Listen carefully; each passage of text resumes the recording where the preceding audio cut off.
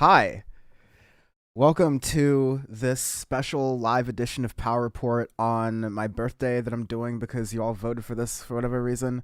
I'm Dan, and I am here with y'all getting my stream set up, getting my brewski set up, and here's how this is going to work basically. I am going to be live doing some play by play coverage of Biden's address that he's going to be giving in front of Congress and the House of Congress, House of Representatives and the Senate, as it usually happens, the State of the Union, and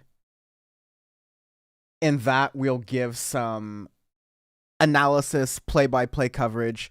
It's a really big State of the Union that's happening right now, and it's going to be beginning very shortly. So I want to get my video box set up because currently it's awkwardly not. But I definitely oh, so the cabinet's coming. Hold on, just making sure I'm not too out of place here. But yeah, we are about to I want to make sure we are able to at least see some of this, even if I don't have the play-by-play ready for me. But we're gonna have a direct feed of the State of the Union address. We'll have that playing live, and then we will, like I said, announce it, do some play-by-play coverage, see what's being talked about. And usually there's some response State of the Unions to this, like there's a Republican response and a progressive response. So we'll see how those, end up being and doing. But yeah, I definitely shout out in the chat. I want to hear some happy birthday responses. Some feelings about Biden. I don't really care. I'm just kind of having fun here. And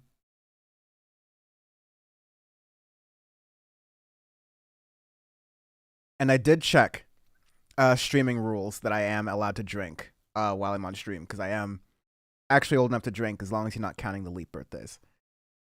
So that's good. Excuse me, I can't see chat or anything as I'm getting everything set up right now. So, hopefully everything's working. I guess I can check this way to make sure I'm broadcasting myself. Yep, that is totally working. I sound annoying. And yeah, fun thing is, I usually, when people do these shows, they have a technical director who's doing all the control room stuff, and you have a host who's doing all the hosting stuff. In a lot of these independent shows, especially streams, the person is doing both at the same time. So, yeah, that's how that usually works. Yeah, but definitely I want to hear how y'all are doing. Definitely know Ukraine is on a lot of people's minds right now, front and center, as people definitely want to hear what Joe Biden's response to all that is taking place and going on. People want to know where he stands on that, what sort of guidance the president is offering. How are my stalling skills? If you appreciate my stalling skills, shout out below in the chat. Because right now I'm just trying to do some making sure the video feed looks good activities. Which I'm making progress at. Thank you very much. I don't know, I've thought about doing streams more often like this, but obviously it would necessitate important things happening in the news.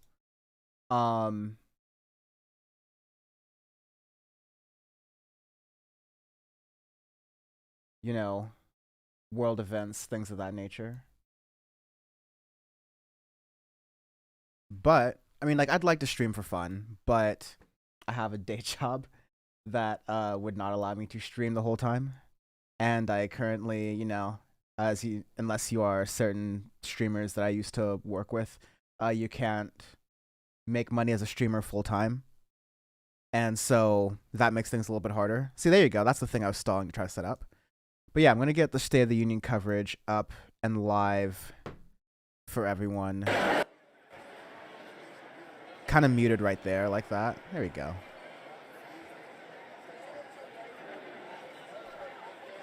So yeah, State of the Union should start any moment now. People are filing in. I don't know if they're doing social distancing right now, because if they're not doing social distancing, it looks very, very sparse right there.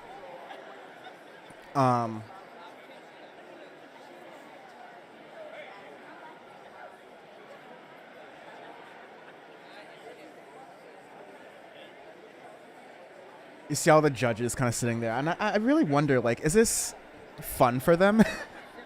Because politics is a fundamentally unfun experience for a lot of people viewing it, a lot of people covering it. But I don't know, are they making the most of the occasion still? Because I guess these State of the Unions used to be these big, broad, boisterous occasions where, some business supposedly, allegedly was getting done. Because the State of the Union was in question. Okay, and learning that about my screens. Oh, I see Left of the Box in the chat. Happy birthday. Says Left of the Box. Thank you. I have a bad habit of saying happy birthday to other people on my birthday. I don't know. I do truly believe that my birthday should just be a celebration of all of my friends and all the people around me in my life like that, but that's just me being gooey.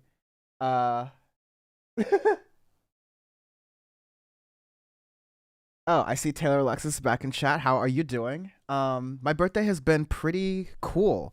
Thank you for asking, and thank you for joining back in as well. It's cool to see you. And yeah, Brett Kavanaugh's fakes makes me sick as well. But I can definitely talk about what I did for some of my birthday. Like my roommate, some like close friends, people in my life, they planned a surprise birthday party for me on this weekend, because my real birthday, we can get into the details of that later, but my birthday, if we assume it's today, and let's just take the easy version that it's today, is a Tuesday. It's not an opportune time to have a birthday celebration really of any sort. And so given that circumstance, I had a surprise party of sorts on Saturday. Not really a surprise party, but a party where I didn't have to do any of the planning, and that's the best kind of party for my kind of personality, where I do too much planning. And yeah, had some friends over, played some games, got a little bit too belligerently drunk, but that's all good. And yeah, it was a great time with enjoyable people, with my friends. That's really all you want. Oh, here's the goods. Here's the goods. Hang on. Madam Speaker, the President of the United States.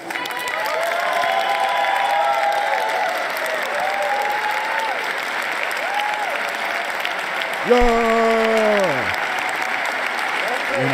This whole Madam Speaker, President of the United States thing that happens. Very ritualistic. You can kind of hear some stuff. You see some people with Ukrainian solidarity clothing. The royal blue. The gold.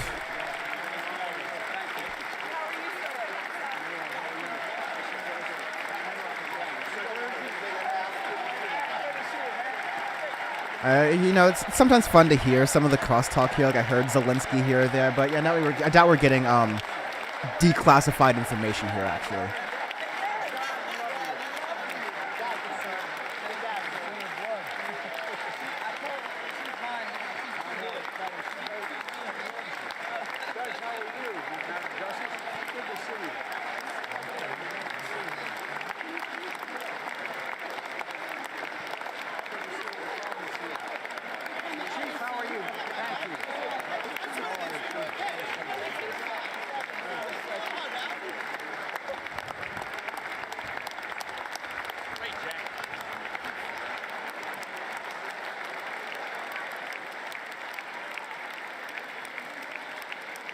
Sorry, answering messages. Also, I gotta stream.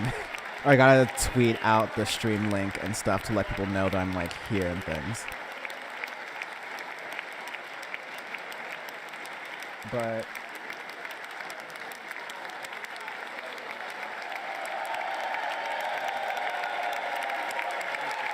here comes Brandon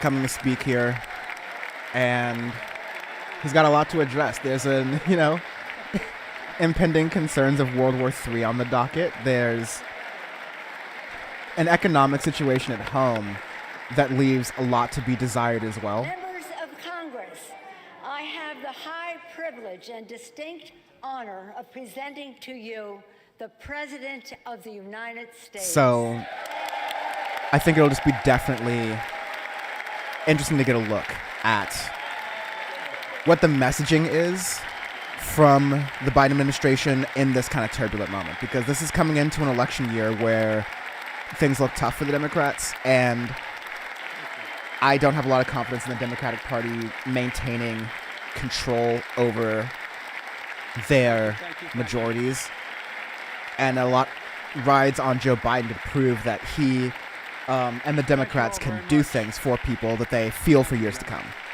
So let's watch that speech and do a little bit of re-report you decide here. Brewski's inbound. Thank you all very, very much. Thank you. Please. Thank you so much. Madam Speaker, Madam Vice President, our First Lady and Second Gentleman, members of Congress and the Cabinet, Justices of the Supreme Court, my fellow Americans. Last year, COVID-19 kept us apart. This year, we're finally together again. Tonight,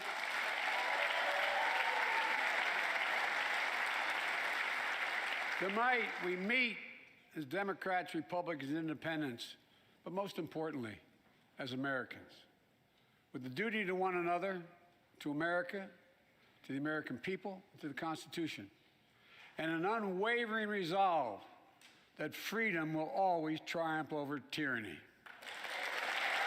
You can believe those are going to be the themes of this speech.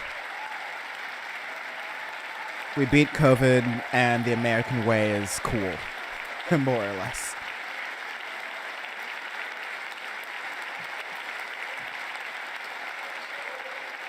Six days ago, Russia's Vladimir Putin sought to shake the very foundations of the free world, thinking he could make it bend to his menacing ways. But he badly miscalculated. He thought he could roll into Ukraine and the world would roll over. Instead, he met with a wall of strength he never anticipated or imagined. He met the Ukrainian people.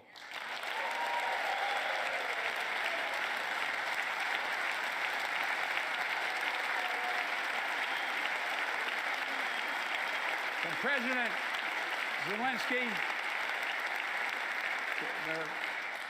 to every Ukrainian, their fearlessness, their courage, their determination literally inspires the world. Groups of citizens blocking tanks. Thanks for the with their bodies. birthday wishes, Jordan. Everyone from students to retirees to teachers. Mad appreciated. Turned soldiers defending their homeland. And in this struggle, President Zelensky said in his speech to the European Parliament, "Light will win over darkness." The Ukrainian ambassador to the United States is here tonight, sitting with the First Lady. Let each of us, if you're able to stand and send an unmistakable signal to the world of Ukraine. Thank you. Thank you, thank you, thank you.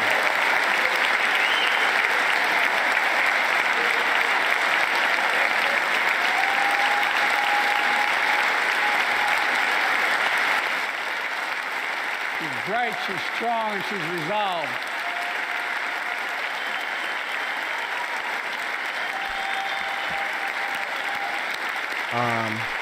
And yeah, in the chat, Taylor, you make a great point too. It's not like Democrats are doing anything with the majorities right now, so it's good they're spending a lot of time on this foreign policy boondoggle. People. Throughout our history, we've learned this lesson. When dictators do not pay a price for their aggression, they cause more chaos. They keep moving, and the cost, the threats to America and America to the world keeps rising. That's why the NATO alliance was created, to secure peace and stability in Europe after World War II. The United States is a member, along with 29 other nations. It matters. American diplomacy matters. American resolve matters.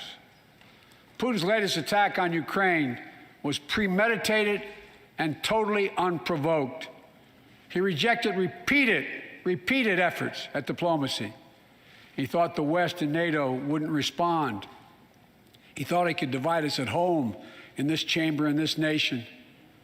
He thought he could divide us in Europe as well. But Putin was wrong.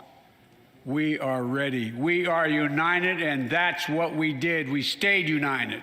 We prepared extensively and carefully. We spent months building coalitions of other freedom-loving nations in Europe and the Americas, from America to the Asian and African continents, to confront Putin. Like many of you, I spent countless hours unifying our European allies.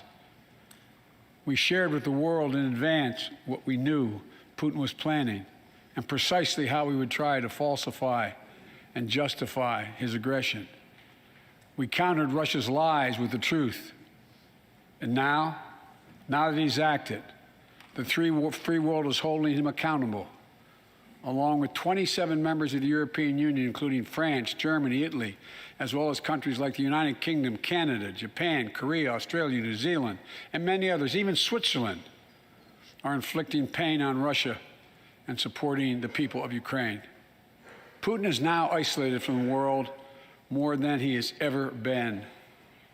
Together,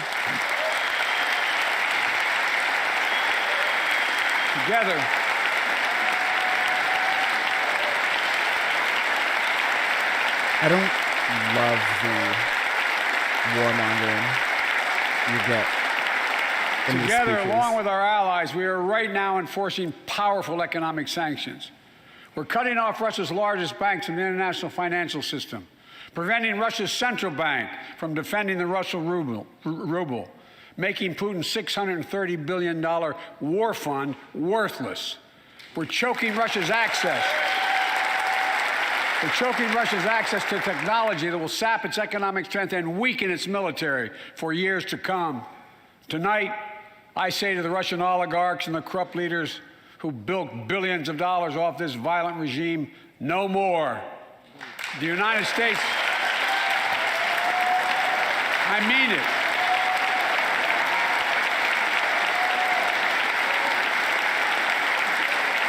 The United States Department of Justice is assembling a dedicated task force to go after the crimes of the Russian oligarchs. We're joining with European allies to find and seize their yachts, their luxury apartments, their private jets. We're coming for we do that here, though? ill-begotten gains. And tonight, I'm announcing What about the US? that we will join our allies in closing off American airspace to all Russian flights, further isolating Russia and adding additional squeeze on their economy. What about the ill-gotten gains of American billionaires, Joe? We're so close. He has no idea what's coming. The ruble has already lost 30% of its value. The Russian stock market has lost 40% of its value, and trading remains suspended. The Russian economy is reeling, and Putin alone is the one to blame. Together with our allies, we're providing support to the Ukrainians in their fight for freedom. Military assistance, economic assistance, humanitarian assistance.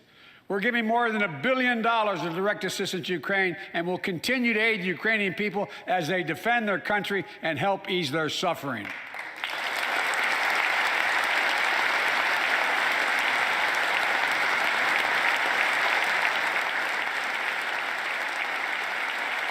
I'm fine with Ukrainian aid so long as we don't escalate in war, Our which may be forces are what not we're doing here. engaged Biden's and will clarifying not here. engage in the conflict with Russian forces in Ukraine. Our forces are not going to Europe to fight Ukraine, but to defend our NATO allies in the event that Putin decides to keep moving west. For that purpose, we have mobilized American ground forces, air squadrons, ship deployments to protect NATO countries, including Poland, Romania, Latvia, Lithuania, and Estonia. And as I've made crystal clear, the United States and our allies will defend every inch of territory that is NATO territory with the full force of our collective power. Every single inch.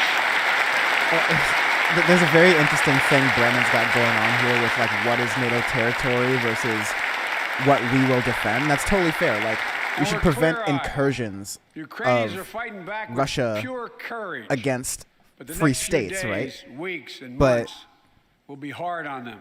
we got to make Putin sure has that unleashed violence America and isn't trying to chaos. expand imperialism But as while well. he may make gains on the battlefield, he'll pay a continuing high price over the long run. And a pound of Ukrainian people, the proud, proud people, pound for pound, ready to fight with every inch of energy they have. They've known 30 years of independence, have repeatedly shown that they will not tolerate anyone who tries to take their country backwards. To all Americans, I'll be honest with you, as I always promised I would be. A Russian dictator invading a foreign country has cost around the world. And I'm taking robust action to make sure the pain of our sanctions is targeted at the Russian economy and that we use every tool at our disposal to protect American businesses and consumers. How about that gas Tonight, tax?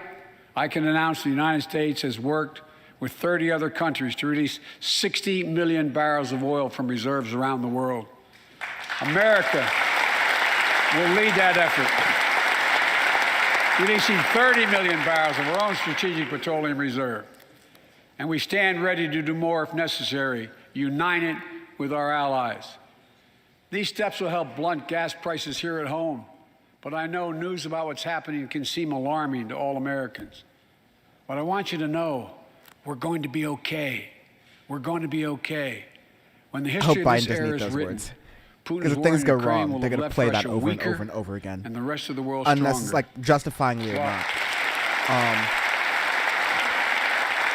While it And it'd also shouldn't- be a good time for Biden to shoehorn in climate justice by saying one way to make sure we are not reliant on oligarchs in Russia, as he keeps trying to focus on, Well, it shouldn't is have by taken having something so terrible for people around the world energy to see efficiency at what's home, stake. by having clean, renewable Now energy everyone sees resources it at home so we clearly. don't rely on Russia. We see the unity among leaders of nations, a more unified Europe, a more unified West. We see unity among the Also, people who are gathering thank you, in Rico. cities I see you, Rico, in and chat. large Happy birthday, crowds Internet around Man, the you're world, saying. even in Russia. And he's also got a to good point. demonstrate Like, there's their a bunch support of for the people Africans of who are in Ukraine. Ukraine right now who In the battle are between democracy and having a autocracy, hard time getting out, democracies are and rising to the not a lot of moment. word about that, the Joe. world is clearly But of choosing course, the this is side of America. What do you peace and expect? security. This is the real test, and it's going to take time. So let us continue to draw inspiration Over from on the Twitch, iron will Taylor of the continuing to Ukrainian hold it people. down. To our fellow Ukrainian Americans, You had a question earlier I didn't forge want to the miss deep out bond on. that connects our two nations. No, you said Stand with you. the We real stand date of with your you. birthday was probably kept in those Putin will files circle Donald keys stole, with huh? tanks, but he'll never gain Oh the my God, hearts and yeah. souls of the Iranian people. He'll never extinguish their love I'll of explain the freedom, birthday a little bit later. and he will never weaken the resolve of the free world.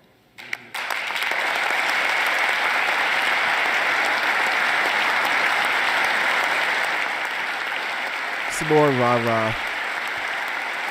Putin won't win. And, it's honestly, it's We good meet tonight that in an America that has lived through. it's good that America is showing on the world stage in this during State of this Union address that's going to be rebroadcast in the world that America stands with Ukraine against the Russian incursion efforts here.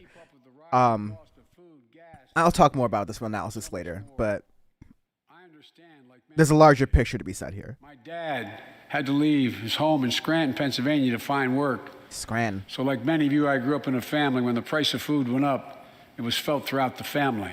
It had an impact. That's when one of the first things I did as president was fight to pass the American Rescue Plan. Because people were hurting. We needed to act, and we did. Few pieces of legislation have done more at a critical moment in our history to lift us out of a crisis. It fueled our efforts to vaccinate the nation and combat COVID-19, delivered immediate economic relief to tens of millions of Americans. It helped put food on the table. Remember those long lines of cars waiting for hours just to get a box of food put in their trunk? It cut the cost of health care insurance. And as my dad used to say, it gave the people just a little bit of breathing room. Unlike the $2 trillion tax cut passed in the previous administration that benefited the top 1% of Americans, the American Rescue Plan Hello, Sam. I also love that. The American Rescue Plan helped working people, and left no one behind. That's so awesome. It's so awesome. Chuck Schumer got like super excited. He got a little excited too early there. We've all been there. And it worked. Watch your seat a little bit. So you say, what did you say? Sam said CNN is like 5 minutes behind. That's awesome. I'm literally just streaming from YouTube. That rocks. It worked. We created jobs, lots of jobs. In fact, our economy created over 6.5 million new jobs just last year. More jobs in 1 year than ever before in the history of the United States of America.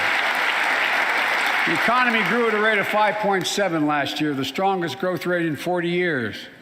And the first step in bringing fundamental change to our economy that hasn't worked for working people in this nation for too long. For the past 40 years, I don't know what makes Mitch McConnell sad. It's probably like tax break for those at the top and it's not even like, you know, actors have to try to imagine like the saddest moment in their lives when it comes to pretending to look bad. I think Mitch McConnell actually thinks of things that make people happy, and that's what makes him really look sad like that, like puppies and rainbows, Vice President Harris and I ran for office, and I realized we had fundamental babies and friendship and love. but ran for office with a new economic vision for America. Invest in America. Mitch Educate McConnell just looks Americans. so sad. Grow the workforce. Build the economy from the bottom up and the middle out, not from the top down. Because we know. Because we know.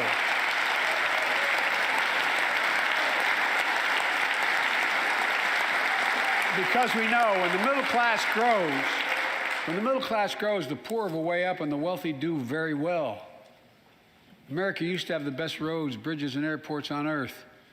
And now our infrastructure is ranked 13th in the world. We won't be able to compete for the jobs of the 21st century if we don't fix it. That's why it was so important to pass the bipartisan infrastructure law. And I thank my Republican friends who joined. But that infrastructure law did nothing. It wasn't enough because it got watered down by Democrats like Joe Manchin, like Kirsten Sinema. It was a bipartisan effort, and I want to thank the members of both parties who worked to make it happen. We're done talking about He has to say it's a infrastructure weeks. bipartisan We're effort now talking about right an now because there's a bunch of infrastructure cameras decade. on him, but it wasn't. It was a bunch of Democrats who wanted to get it done, 5 or 6 Republicans who wanted to appear moderate, and 2 Democrats who weakened the bill substantially. But Joe won't mention that because, you know, politics is annoying. I've told Xi Jinping it's never been a good bet to bet against the American people. We'll create good jobs for millions of Americans, modernizing roads, airports, ports, waterways, all across America. Every single time And we'll do it they zoom in to a to withstand Republican the like this, devastating effects of climate change and promote environmental they're justice. just trying so hard, like, We'll build a national Nah. network of 500,000 electric vehicle charging stations. Begin to replace Nah. the poisonous lead pipes so every child, every American has clean water to drink at home and like, and listen, at these school. speeches are pretty dry and dull and boring. It's like, We're yes, going to provide policy ideas and proposals that Joe Biden actually Provide won't fight for when it affordable, comes down to it, sure, but high-speed internet for every American, rural, suburban, urban, and tribal communities. when you get down to it, there isn't really a reason that Republicans should be against these things. But Democrats don't do a good job of messaging that Republicans are dumb to be against these things. We will start fixing over 65,000 miles of highway and one. Joe Biden has a really good opportunity here to challenge Republicans to do things and then hold them accountable to that and then run on that. But Democrats try every single year at State of the Unions and they fail, so I'm not feeling a lot of hope for that, honestly. We use taxpayers' dollars to rebuild America. We're going to do it by buying America. Buy American products. Support Okay, American cool. jobs. That's a lot of... The federal government spends about Yeah, Handsome Head Injury $6 writes in on billion to keep YouTube. this Why is he country bragging safe about and this? secure. These are things that There's been a law on the books for almost a century infrastructure to make sure improvements will be taxpayers' dollars nice, support American but they jobs won't and be like, businesses. okay, what does my check Every look like every administration, single day? Democrat or Republican, How much does food cost? What programs are there out for me to make sure that like me and my family can survive and get better? everything from the But no, death Buy penalty American. That's gonna help. to the You know, steel I don't know. highway People have been saying guardrails Buy that American made forever, and I America don't know if from it helps that beginning much. to end. All of it. Sam, I guess you were calling Mitch McConnell a sad gecko. I could call Ted Cruz that also, honestly. And then, To compete for the jobs of the future. yeah, Taylor, you got a lot of good points. Like, how many jobs are being created after how many people died of COVID? Like, it's weird to flex about job creation when the economy's this bad. Then again, Trump wouldn't have done any better. We used to invest almost 2% of our GDP in research and development. We don't now. Can't. China is. Let me give you one example why it's so important to pass. If you travel 20 miles east of Columbus, Ohio, you'll find. Oh, God damn it. Joe Biden's giving us math. It won't look like The train much. leaves the station in Columbus, stop and Ohio, in look 45 closely, minutes. You'll see a field of dreams. The ground What? on which America's future will be built. That's where Intel, the American company that helped build Silicon Field of Valley, dreams. is Where going are to we? build a $20 billion semiconductor megasite. Up to 8 state-of-the-art factories in one place. 10,000 new jobs. And in those factories, the average job about $135, I wonder if $135,000 they a never year. know when they're on camera Some of the because most each network sophisticated can take whatever manufacturing in the camera they world. want to, but To make computer chips that's the why they all size have to of hold a their poker fingertip. face. The power of the world in everyday lives, from smartphones, technology, the internet, technology is yet to be invented. But that's just the beginning. Intel CEO Pat Gelsinger, who was here tonight, I don't know where Pat is. Pat, there you go. Pat, stand up.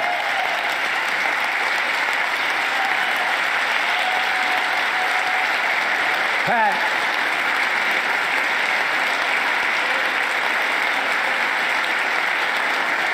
Pat came to see me, and he told me they're ready to increase. I was really hoping it wasn't that time where Joe Biden asked someone to stand up and they were paralyzed from the legs down, essentially. And so they couldn't actually stand up, but Joe Biden kept asking them to stand up during a speech. I was like, oh, God, please not another one of those. I'll sign it, and we'll really take off in a big way.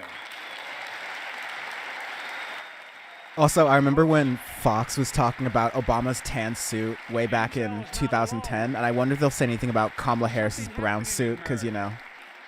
Just look around, and you'll see an amazing story. The rebirth of pride. I think Kamala could have so much more drip if she tried. Like, there's no reason that, like, the first black vice president has to look like all the stuffy white vice presidents and, like, white people up there. Like, there's definitely some styling from, like, Essence or something we can get Kamala, but no. Assimilating is what she does. $7 billion to build 11 Oh, hey, Jennifer Granholm. We used to kind of co-work together at Current TV, like 10 years ago. Jesus Christ, what a time. New manufacturing jobs were created in America last year alone. Taylor Alexis in chat, like, Ted wondering how warm it is in Cancun right now. Like, seriously.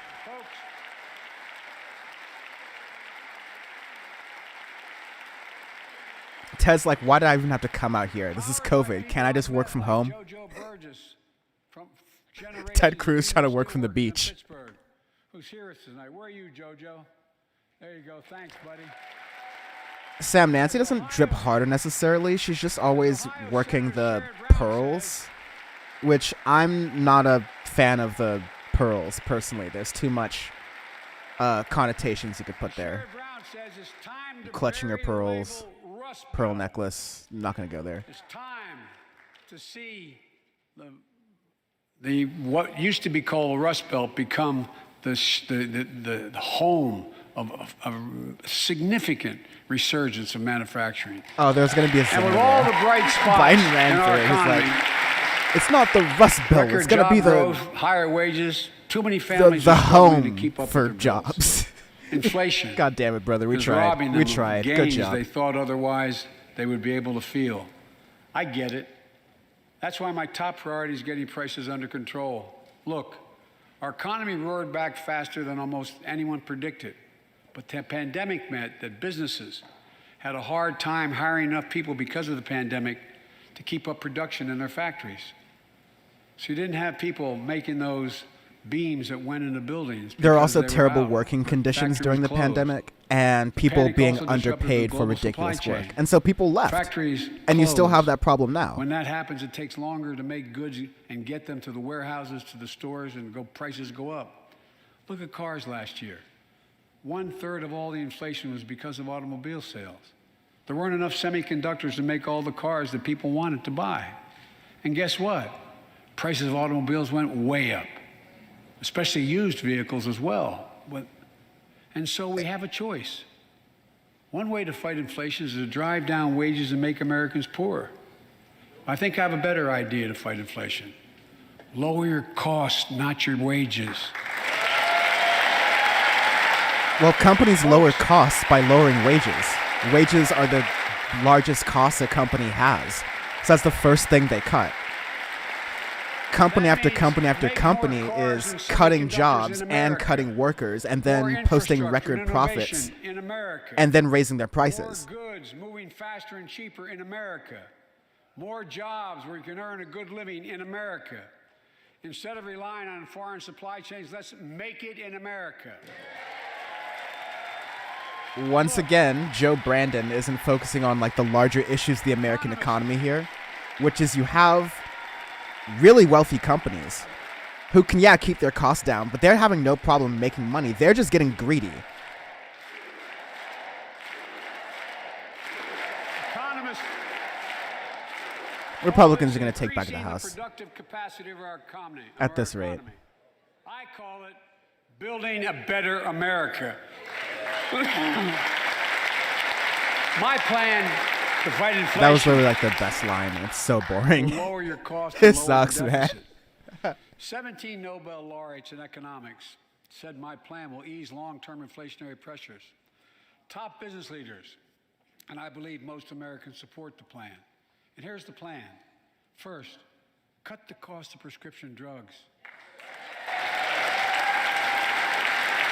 We pay more for the same drug produced by the same company in America than any I love Jordan Ryan's comment. One time my city had a business proving America is exceptional, and via transitive property, so am I. Vote Joe Biden. Joshua Davis. Yep, kid anecdote. Let's see what this is about. He and his dad both have type 1 diabetes, which means they need insulin every single day. Means they need Medicare for all. Insulin costs about $10 a vial to make. That's what it costs the pharmaceutical company. But drug companies charge families like Joshua and his dad up to 30 times that amount. And that's why Joe Biden I supports spoke with Medicare for Joshua's all. mom. Imagine what it's like to look Right? at your child who needs insulin to stay healthy. Oh, and that's have not no it? idea how in God's name you're going to wow. be able to pay for it. What it does to your family, but what it does to your dignity, your ability to look your child in the eye, to be the parent you expect yourself to be. I really mean to think about that. That's what I think about. You know, yesterday, Joshua's here tonight, but yesterday was his birthday. Happy birthday, buddy, by the way. Wow, I guess I got a birthday shout out from Brandon. For Joshua, I should stop. This is a kid suffering from cancer. 200,000 other young people I mean a with type political 1 prop. diabetes. I mean a kid suffering from cancer. Let's cap the cost of insulin at $35 a month. So everyone Diabetes, can sorry. afford it. And drug companies will do very, very well, their profit margin. While we're at it, I know we have great disagreements on this floor with this. Let's let Medicare negotiate the price of prescription drugs. Yeah, that kid's going to have to go to Toronto for his medicine for the rest of his life because Joe Biden's not going to do anything for that kid or his family. And that's the truth. The Democratic Party's not going to help. Millions of families with Affordable Care Act plans. Vancouver might. $2,400 a year on their health premiums. Let's close the coverage gap and make these savings permanent. And second, How is he going to do that? let's cut energy costs for families, an average of $500 a year by combating climate change. Let's provide an investment tax credits to weatherize your home and your business, to be energy efficient and get a tax credit for it. Double America's clean energy production in solar, wind, and so much more. Lower the price of electric vehicles, saving another $80 a month that you're not going to have to pay at the pump. Folks, third. Yes, he's cheering for those climate things. The third thing we can do to change the standard of living for hardworking folks is cut the cost of child care. Cut the cost of child care. Folks, if you live in a major city in America, you pay up to $14,000 a year for child care per child. I was a single dad for 5 years, raising 2 kids. I had a lot of help, though. I had a mom, a dad, a brother, and a sister that really helped. But middle class and working folks shouldn't have to pay more than 7% of their income to care for the young children. My plan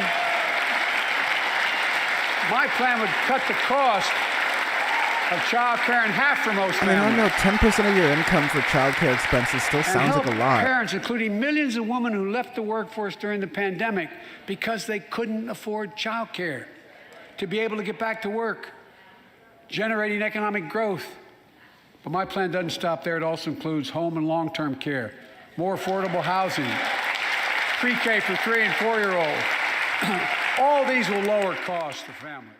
Democrats have been talking about affordable housing projects for my entire lifetime, and homelessness has only gotten worse. Will pay an additional penny in new taxes. Not a single penny. I think that was like the middle class won't pay more than a single penny in taxes. I may be wrong, but my guess is if we took a secret ballot in this floor, that we'd all agree that the present tax system ain't fair. We have to fix it. I'm not looking to punish anybody, but let's make corporations and wealthy Americans start paying their fair share. Look, last year, Elizabeth Warren laser eyes. Last year, and like Chris Coons and Tom Carper and my distinguished Congresswoman, we come from the land of corporate America. There are more corporations incorporated in America than every other state in America combined. And I still won 36 years in a row. The point is, because he's Credit Card Joe. They should pay just a fair share. Last year, 55 of the Fortune 500 Joe Biden's not challenging them. He's their buddies. Why is he saying, "Oh, and they still voted for me"? That's not a flex. No, look, it's not fair. That's why I proposed a 15% minimum tax rate for corporations. And that's why in the G7 and other meetings overseas, we're able to put together, like, how dare it be 15%? That's too high. 130 countries agree on a global minimum tax rate. So companies can't get out of paying their taxes at home by shipping jobs and factories overseas. It'll raise billions of dollars. Oh, really? Rico says they didn't even show AOC at all in the White House stream. That's loopholes awesome. for the very wealthy who don't pay a lower tax rate than a teacher and a firefighter. Everyone else on Twitch loves AOC. Plan, of course you do. We'll go more detail later.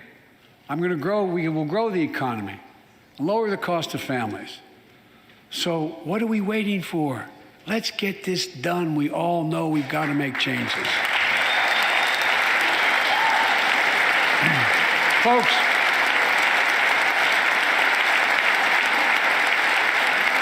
and while you're at it, confirm my nominees for the Federal Reserve, which plays a critical role in fighting inflation. My plan will not only lower costs and give families a fair shot, even for me, and I majored it will in lower econ. the deficit. The previous administration not only ballooned the deficit with those tax cuts for the very wealthy and corporations, it undermined the watchdogs, the job of those to keep pandemic relief funds being wasted. Remember we had those debates about whether or not those watchdogs should be able to see every day how much money was being spent, where was it going to the right place? But in my administration, the watchdogs are back. And we're going to go after the criminals who stole billions of relief money meant for small business and millions of Americans. Tonight, I'm announcing that the Justice Department will soon name a chief prosecutor for pandemic fraud.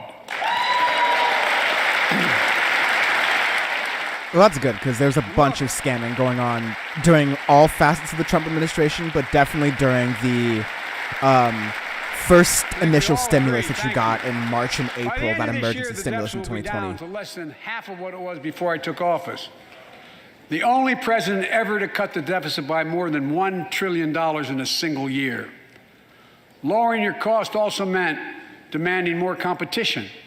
I'm a capitalist, but capitalism without competition is not capitalism. Capitalism without competition is exploitation. It drives up profits. Rico said, "Does Kamala hit the gym Corporations or have to what? She looking compete. swole." Their I'm profits saying, go like, up and your prices go up, and they don't have to compete. where the hell is Michelle Obama's Small stylist? businesses and Oh, family dude, farmers and I ranchers. love I it. need not tell some of my Republican friends from those states. Guess what? You got 4 basic meat packing facilities. That's it. You play with them or you don't get to play I at all. love making Mitch faces And so you pay a much. hell of a lot more. A hell of a lot more because there's only 4. See what's happening with ocean carriers moving goods in and out of America. No, but where's During the Michelle pandemic, Obama's stylist? About half Where's a Pete dozen Buttigieg's or less stylist? Foreign-owned companies raised Listen, my prices man's by been as much looking as beat. I know he's, 1,000%. has a They made government record job profits. and is Tonight, taking care of his I'm announcing a newborn crackdown now. on those companies overcharging American businesses and consumers. And folks, A crackdown on companies price gouging? Okay, now we're talking. Let's see about this. Let's hear more about this. Enough Blazer talk. Let's get to the and as Wall goods. Street firms take over more nursing homes, quality in those homes has gone down, and costs have gone up. That ends on my watch. Medicare is going to set higher standards for nursing homes and make sure your loved ones get the care I just want to they shout out that I deserve love and it that they on the inspect and they will Twitch look chat at closely. and both We're also on the going to cut YouTube chat. costs to keep the economy Sam in the going Twitch chat strong and then Handsome and Head giving Injury in the workers a YouTube fair chat shot. basically both said the same thing. Provide more That training Mitch looked and like he ate a apprenticeships box higher ate a box than of Sour based on Patch skills, Kids. not just their degrees. Absolutely Let's pass true. the Paycheck Fairness Act I and just pay all- leave. Raise the minimum wage to $15 an hour and extend the child tax credit so no one has to raise a family in poverty. Yo, did y'all see Target's Let's increase gonna Pell raise Grants, their increase starting our wage historic to support for $24 an hour? HBCUs, and invest in what Jill, And 15's our First looking Lady pretty who beat teaches right now. full-time, calls America's best kept secret, community colleges. Look, let's pass the PRO Act. When a majority of workers want to form a union, they shouldn't be able to be stopped. When we invest in our workers and we build an economy from the bottom up and the middle out together, we can do something we haven't done in a long time. I get really bored about Joe Biden Build a getting better applause America. lines for things he's not going to For fight more for. than 2 years, COVID has impacted every decision in our lives and the life of this nation. And I know you're tired, frustrated, and exhausted. That doesn't even count the close to 1 million people who sit at a dining room table or a kitchen table and look at an empty chair because they lost somebody. But I also know this, because of the progress we've made, because of your resilience and the tools that we have been provided by this Congress, tonight I can say we're moving forward safely back to a more normal routines. We've reached Yeah, I a new definitely want to go moment back in the and see fight what that against like, price gouging COVID-19, thing. I think it was more where towards severe cases the are down to a financial level sector, not seen but since July of last year. I have Just a notes few about days how ago, a the lot Center of for Disease Joe Control and Biden's Prevention issued a economic new mask guideline. wishes don't have a lot Under of the teeth new to them. guidelines, most Americans But more on that later. and most of the country can now go mask-free. And based on projections, more of the country will reach a point across the next couple of weeks. And thanks to the progress we've made in the past year, that Marjorie COVID-19 Taylor no Greene or longer whatever? need control our lives. Whatever. I know some are talking about living with COVID-19, but tonight I say that we never will just accept living with COVID-19. We'll continue to combat the virus as we do other diseases. And because this virus mutates and spreads, we have to stay on guard. And here are 4 common sense steps I truthfully don't as we even move know forward what that guy, safely in who my that guy view. is. Just know I don't trust his First, face. stay protected with vaccines and treatments. We know how incredibly effective vaccines are. If you're Die vaccinated and Republican. boosted, Taylor, you totally have the right. highest degree of protection. And we'll never give up on vaccinating more Americans. Now, I know parents with kids under 5 are eager to see their vaccines authorized for their children. Scientists are working hard to get that done. We'll be ready with plenty of vaccines if and when they do. We're all ready. We are also ready with antiviral treatments. If you get COVID-19, the Pfizer pill reduces your chances of ending up in the hospital by 90%. I've ordered more pills than anyone in the world has. Pfizer is working overtime to get us 1 million pills this month and more than double that next month. And now we're launching the Test to Treat initiative. So people can get tested at a pharmacy, and if they prove positive, receive the antiviral pills on the spot at no cost. Folks, Well, I think that's good. Larger issue is that the Republican Party is against vaccines, and the rest of the world doesn't have access to vaccines. So America can do all these initiatives, but they won't be as effective as America opening up vaccine patents and vaccine access across the world so COVID truly stops spreading. Because here you're just going to be convincing a bunch of anti-vaxxers who's like, oh no, the government's giving me the 5G pill. Can't take that. I'm announcing you can order another. So I don't know if all these efforts are going to work. Go to covidtest.gov starting next week, and you can get more tests. Second, we must prepare for new variants. Over the past, we've gotten much better at detecting new variants. If necessary, we'll be able to develop new vaccines within 100 days instead of maybe months or years. And if Congress provides the funds we need, we'll have new stockpiles of tests, masks, pills ready if needed. I can't promise a new variant won't come, but I can promise you we'll do everything within our power to be ready if it does. Third,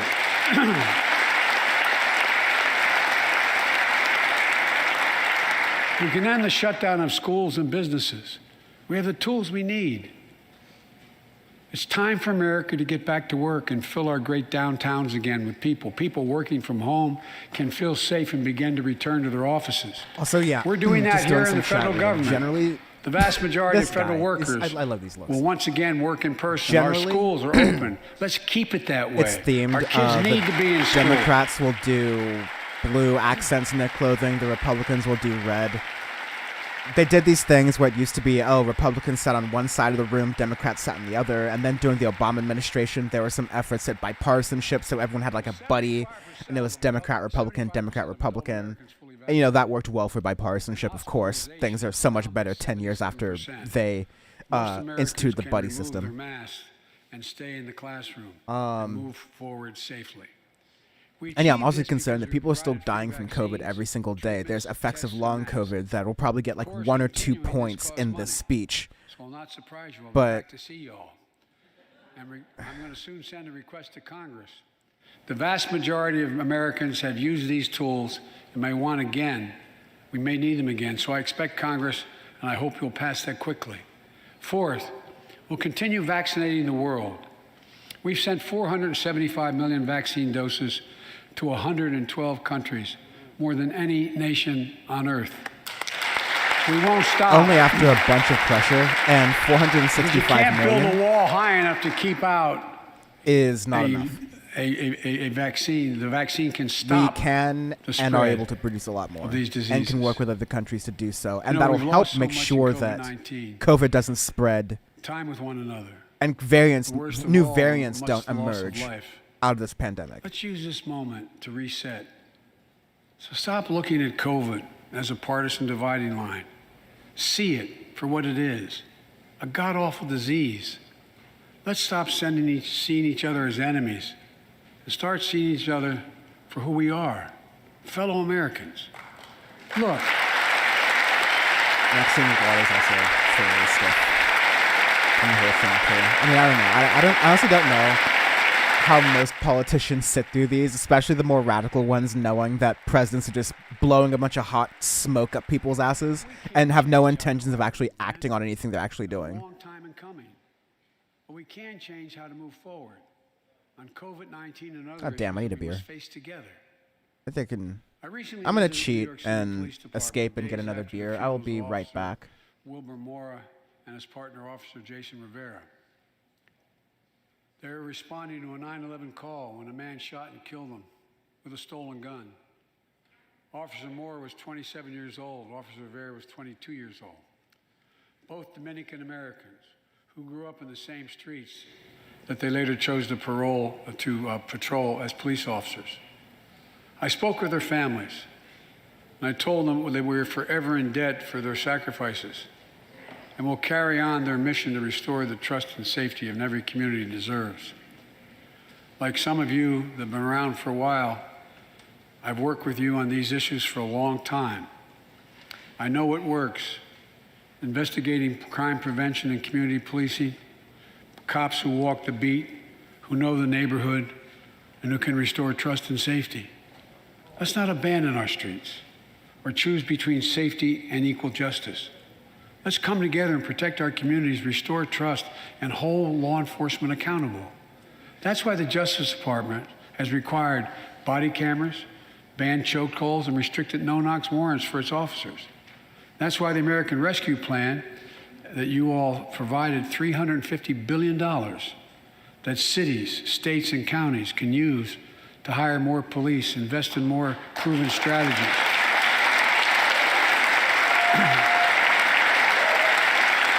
Proven strategies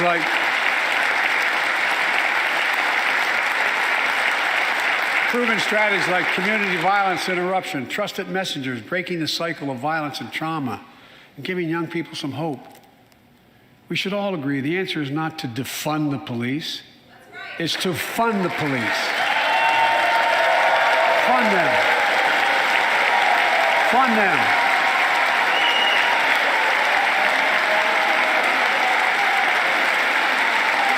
Fund them with resources and training. Resources and training they need to protect our communities. I ask Democrats and Republicans alike to pass my budget and keep our neighborhoods safe. And we'll do everything in my power to crack down on gun trafficking of ghost guns that you can buy online, assemble at home, no serial numbers, can't be traced. I ask Congress to pass proven measures to reduce gun violence. Pass universal background checks. Why should anyone on the terrorist list be able to purchase a weapon? Why? Why? And folks, ban assault weapons with high-capacity magazines that hold up to 100 rounds. You think the deer are wearing Kevlar vests? Look, repeal the liability shield. Ooh, we got it to makes guns. gun That's manufacturers the only industry in America that can't be sued. The only one. Imagine had we done that with the tobacco manufacturers. These laws don't infringe on the Second Amendment. They save lives. The most fundamental right in America is the right to vote and have it counted. Yeah, some of these law are headed to Twitter immediately. It's under assault. In state after state, new laws have been passed. Not only to suppress the vote, we've been there before, but to subvert the entire election. We can't let this happen. Tonight I call on the Senate to pass the Freedom to Vote Act, pass the John Lewis Act, Voting Rights Act. And while you're at it, pass the Disclose Act so Americans know who's funding our election. Look, tonight, I like to honor someone who dedicated his life to serve this country. Justice Breyer, an Army veteran, constitutional scholar, retiring Justice of the United States Supreme Court. Justice Breyer, thank you for your service. Thank you, thank you, thank you. I mean it. Get up, stand, let them see you. Thank you. I'm going to withhold all of my inappropriate comments. And we all know, I know he's just so happy to no be matter what your there. ideology, we all know one of the most serious constitutional responsibility a president has is nominating someone to serve on the United States Supreme Court. Oh, As I did 4 days thanks ago, for the catch. I've nominated the Circuit Court of Appeals, Ketanji Brown Jackson, one of our nation's Of course, he said he top legal wouldn't defund the minds police. who continue in Justice Breyer's. That's an amazing thing. Thank you for making sure I didn't miss that. I'm going to mention that later in my post thing. Former top litigator in private practice, a former federal public defender, from a family of public school educators and police officers. She's a consensus builder. Since she's been nominated, she's received a broad range of support, including the Fraternal Order of Police and former judges supported by Democrats and Republicans. Folks, She has the support of the same in order to organization advance that liberty people and were justice, protesting out in the streets 2 we years need to ago. secure our border and fix the immigration system. I don't know if Democrats hear themselves talk when they do this. Yay! Joe Biden got an applause line from Ted Cruz. That rocks. Now we know he's doing something right. Ted Cruz and Joe Biden are Yes, I think we agreeing. can We're do great. both. At our border, we've installed new technology like cutting-edge scanners to better detect drug smuggling. We've set up joint patrols with Mexico and Guatemala to catch more human traffickers. We're putting in place dedicated immigration judges in a significant larger number so families fleeing persecution and violence can have their cases heard faster, and those who don't legitimately hear can be sent back. We're screening, we're securing Jordan Ryan in chat and saying, supporting partners in South and cops need Central more America money to the host same way more I, a refugees minority, and need a secure cop their own standing borders. behind me. We can do all this So while what, I keeping guess lit the torch of liberty. While I was rebearing, he talked about refunding the police instead of defunding the police. Provide a pathway to citizenship for dreamers, those with temporary status, farm workers, essential workers. Revise our laws. I do love businesses that have Biden workers they said, need. protect our borders, and the Republicans stand up. And then Biden said, give dreamers citizenship, and then they all like stand down. Because, you know, that's the issue. America has too many citizens. Let's get it done once and for all. Folks,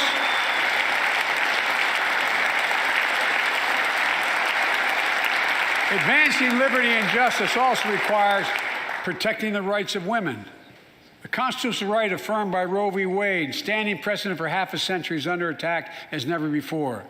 If you want to go forward, not backwards, we must protect access to health care, preserve a woman's right to choose, and continue to advance maternal health care for all Americans. I totally didn't almost spill beer on my keyboard again.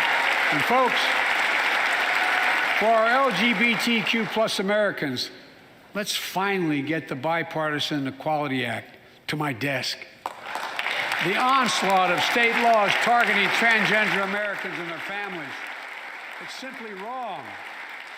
And I said last year, especially to our younger transgender Americans, I'll always have your back as your president so you can be yourself and reach your God-given potential. Folks,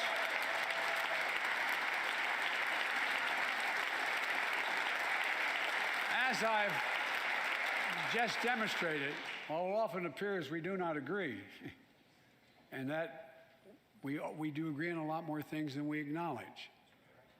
I signed 80 bipartisan bills into law last year, from preventing government shutdowns, to protecting Asian Americans from still too common hate crimes, to reforming military justice, and will soon be strengthening the Violence Against Women Act that I first wrote 3 decades ago. It's important. Bare minimum.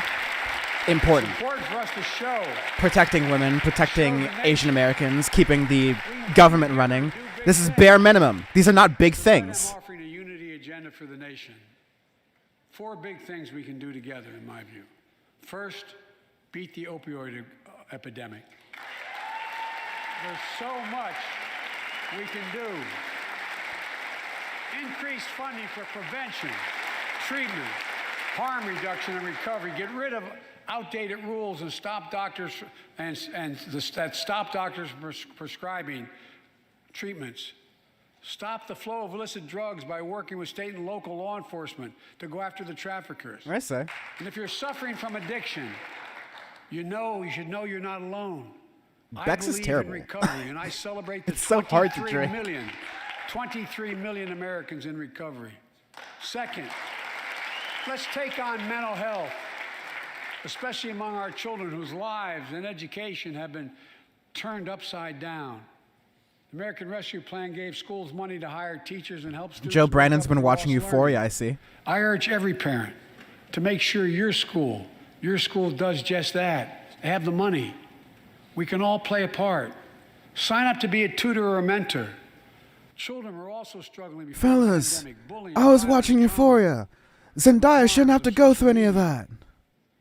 As Frances Haugen, who is here tonight with us, has shown, we must hold social media platforms accountable for the national experiment they're conducting on our children for profit.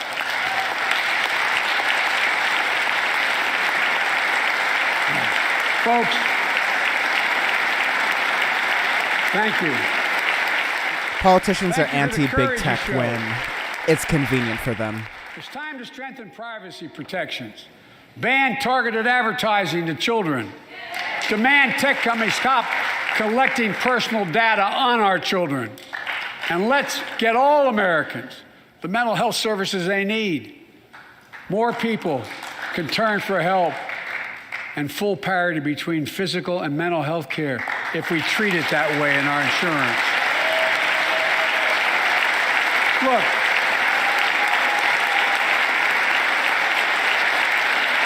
the third piece of that agenda is support our veterans. Veterans are the backbone and the spine of this country. They're the best of us. I've always believed that we have a sacred obligation to equip those we send to war and care for those in their family when they come home. My administration is providing assistance in job training, housing, and now helping lower-income veterans get VA care debt-free. And our troops in Iraq and Afghanistan have faced many dangers, one being stationed at bases breathing in toxic smoke from burn pits. Many of you have been there. I've been in and out of Iraq and Afghanistan over 40 times. These burn pits that incinerate waste, the waste of war, medical and hazardous material, jet fuel, and so much more. And they come home, many of the world's fittest and best trained warriors in the It's very hard to tweet world. and stream at the same time. I'm sorry. Never the same. Headaches, numbness, dizziness. A cancer that would put them in a flag-draped coffin. I know. What's going on? One of those soldiers was my son, Major Bo Biden. I don't know for sure if the burn pit that he lived near, that his hooch was near in Iraq and earlier than that in Kosovo, is the cause of his brain cancer, the disease of so many other troops. But I am committed to find out everything we can, committed to military families like Danielle Robinson from Ohio, the widow of Sergeant First Class Heath Robinson. He was born a soldier, Army National Guard, combat medic. In other news, because this is starting to bore me. I mean, like usually around the first hour of the State of the Union, I am starting to get bored as hell, and I'm amazed that other people aren't bored as hell too. So I'm gonna sit and chat. But there's a major race in Texas' 28th congressional district. Like they could be getting their own AOC in Texas, and with 50% of the votes reporting, it's looking that Jessica Cisneros has a 5-point advantage against Henry Cuellar, who's been like the corporate Democrat who's been there for years now. And so hopefully that 53% reporting. So hopefully that result continues to hold and Jessica Cisneros wins that primary. Because that'd be huge for the Democratic Party, especially in Texas, because they are going through a lot right now.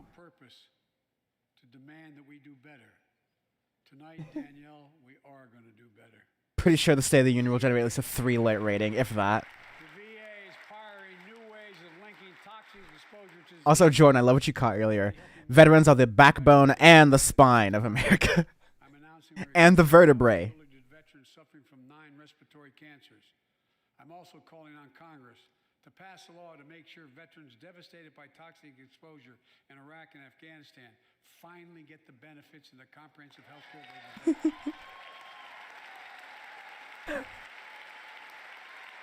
I'm sorry, Sam. I'm drinking the beer, so I guess they're like fine. But it's just, it's like, first of all, I guess it's a German beer, but it's brewed in St. Louis, so it's not.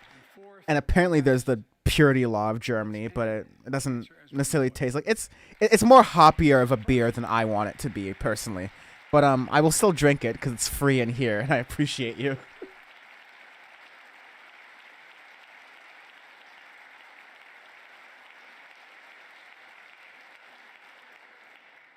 personal to me and to Jill and to Kamala and so many of you.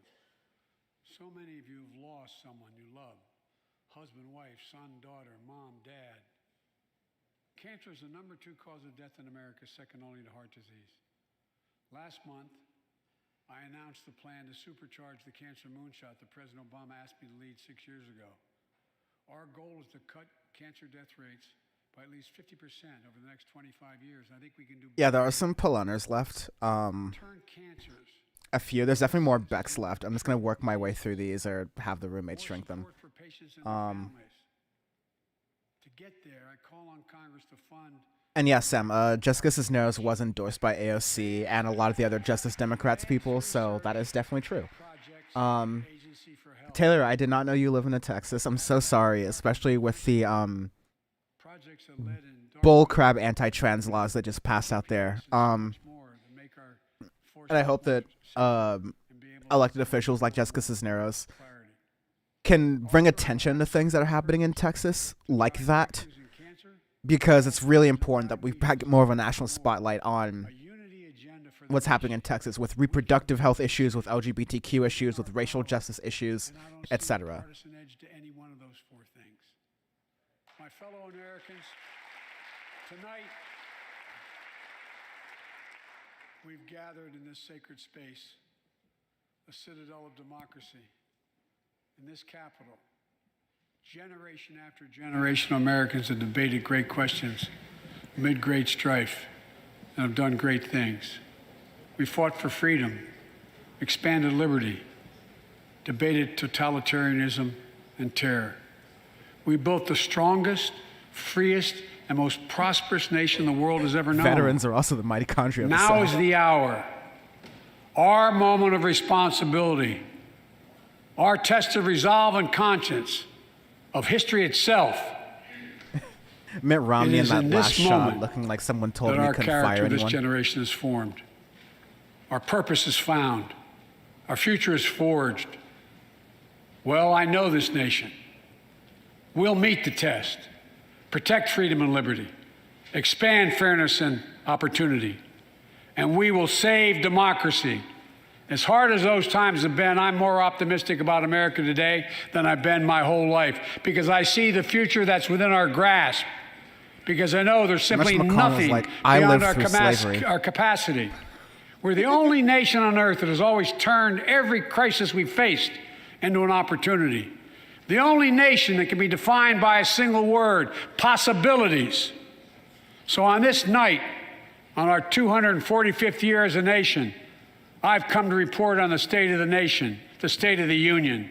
And my report is this: the State of the Union is strong because you, the American people, are strong.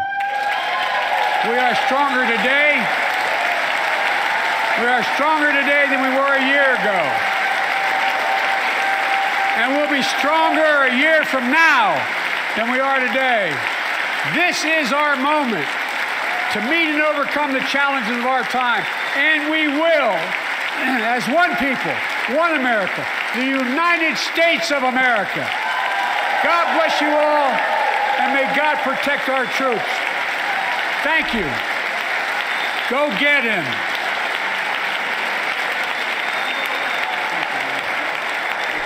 That was a little weird. The get him at the end, the go get him. Because, you know, he was saying God bless our troops for the past, 20 years. Presidents have been saying this because, we've constantly been at war. Now we're not really at war. Hopefully we're not doing the Ukraine thing unless Joe Brandon's got some secret, thing up his sleeve. Some military operation to, get Vladimir Putin, all Osama bin Laden style, but I'm not going to blow up the spot here. But yeah, we are just ending the Joe Brandon 2022 State of the Union address, and there was a lot here. I'm so glad that y'all were here to help me kind of keep track of some of these things, as well as react, interact, do all of those things. Exactly. Handsome head injuries, go get who? I was exactly the same way. Who are we going to get? Apparently, Joe Biden, that earlier speech, was like, no, we're not sending any Americans to this Ukrainian conflict. Or are we? Question mark. JK unless question mark. So yeah, we continue to wrap up this State of the Union coverage here, and I want to get to a number of points. I guess where I would start to sum it up is Joe Biden did the kind of State of the Union that he was elected to do. Joe Biden was elected as a contrast to Donald Trump, who would get in these highly presidential positions and sort of bastardize them and insult him and make a mockery of himself and America writ large. And you can at least look at Joe Biden and go, okay, that's a very boring president doing president-y kind of things. Are they the president-y kind of things that we need mostly in this moment? I would not say so, because as I'll go through as briefly as I possibly can, there are so many different aspects where Joe Biden seems like he wants to be the president of this moment, like he wants to have a legacy that shows that he did something to combat the polarization in this country, the brokenness of American culture, like something that's being talked about in chat right now, how America's not really united at all in any kind of way. Unfortunately, Joe Biden shows in his rhetoric and his actions that he's unwilling / unable to, mostly unwilling to change any of those strategies. Which makes you wonder, is it really as dire as Joe Biden is describing it, or is this just political rhetoric that he's trying to use to squeeze votes out of the Democratic Party's dying voting base? And not dying voting base not only because they're getting older, but because you keep a voting base healthy and alive by giving those voters things to be happy about, things to go, oh, okay, I actually am happy about the Democratic Party and what they're doing for me because I see what they are doing for me. I see what they're doing for me in my lives, whether it's the earned income tax credit that Joe Biden and Democrats tout all the time, that helped people who are raising kids who are struggling with that get a benefit for a certain period of time during COVID every single month so that they can afford to pay for, food for their kids, their childcare for their kids. That was great. It expired super quickly because the strategy behind that, I think, was to put pressure on Republicans to reinstate that earned income tax credit. But that pressure isn't even coming because Joe Biden is writing too much on that one policy and not on other things that would help people a lot, like student debt relief would help people, minimum wage increase would help a lot of people, a number of things he could do by executive order. I'll get to that in a moment, because I think we're at the point right now where Joe Biden and the Democrats are going to be playing the game of trying to control the losses come November, because the Democrats are most likely going to lose the House and Senate majorities that they've done virtually nothing with over the past 2 years or so now, but it's going to be 2 years coming up shortly. It's going to fly right past before our eyes. And the Democrats are going to have to answer for not only the things they haven't done, but a whole bunch of nonsense talking points that Republicans have thrown in their faces over the past, coming months. And they'll have to answer that as well. There'll be so many distractions that the Democrats are unable to answer to that they will be so far away from their lofty, optimistic policy agendas that you just heard here. And so I'm going to read through chat a little bit more because there's some really good insights and conversations happening here. Like, I love it. Rico knows. He wanted to say, let's go, Brandon. Let's go get him. Let's get Brandon. I did love that one point Joe Biden was on a call with someone, like he was talking to kids, and it was like him and Jill Biden were on a video call and they were talking to families and things like that. And ultimately what you got was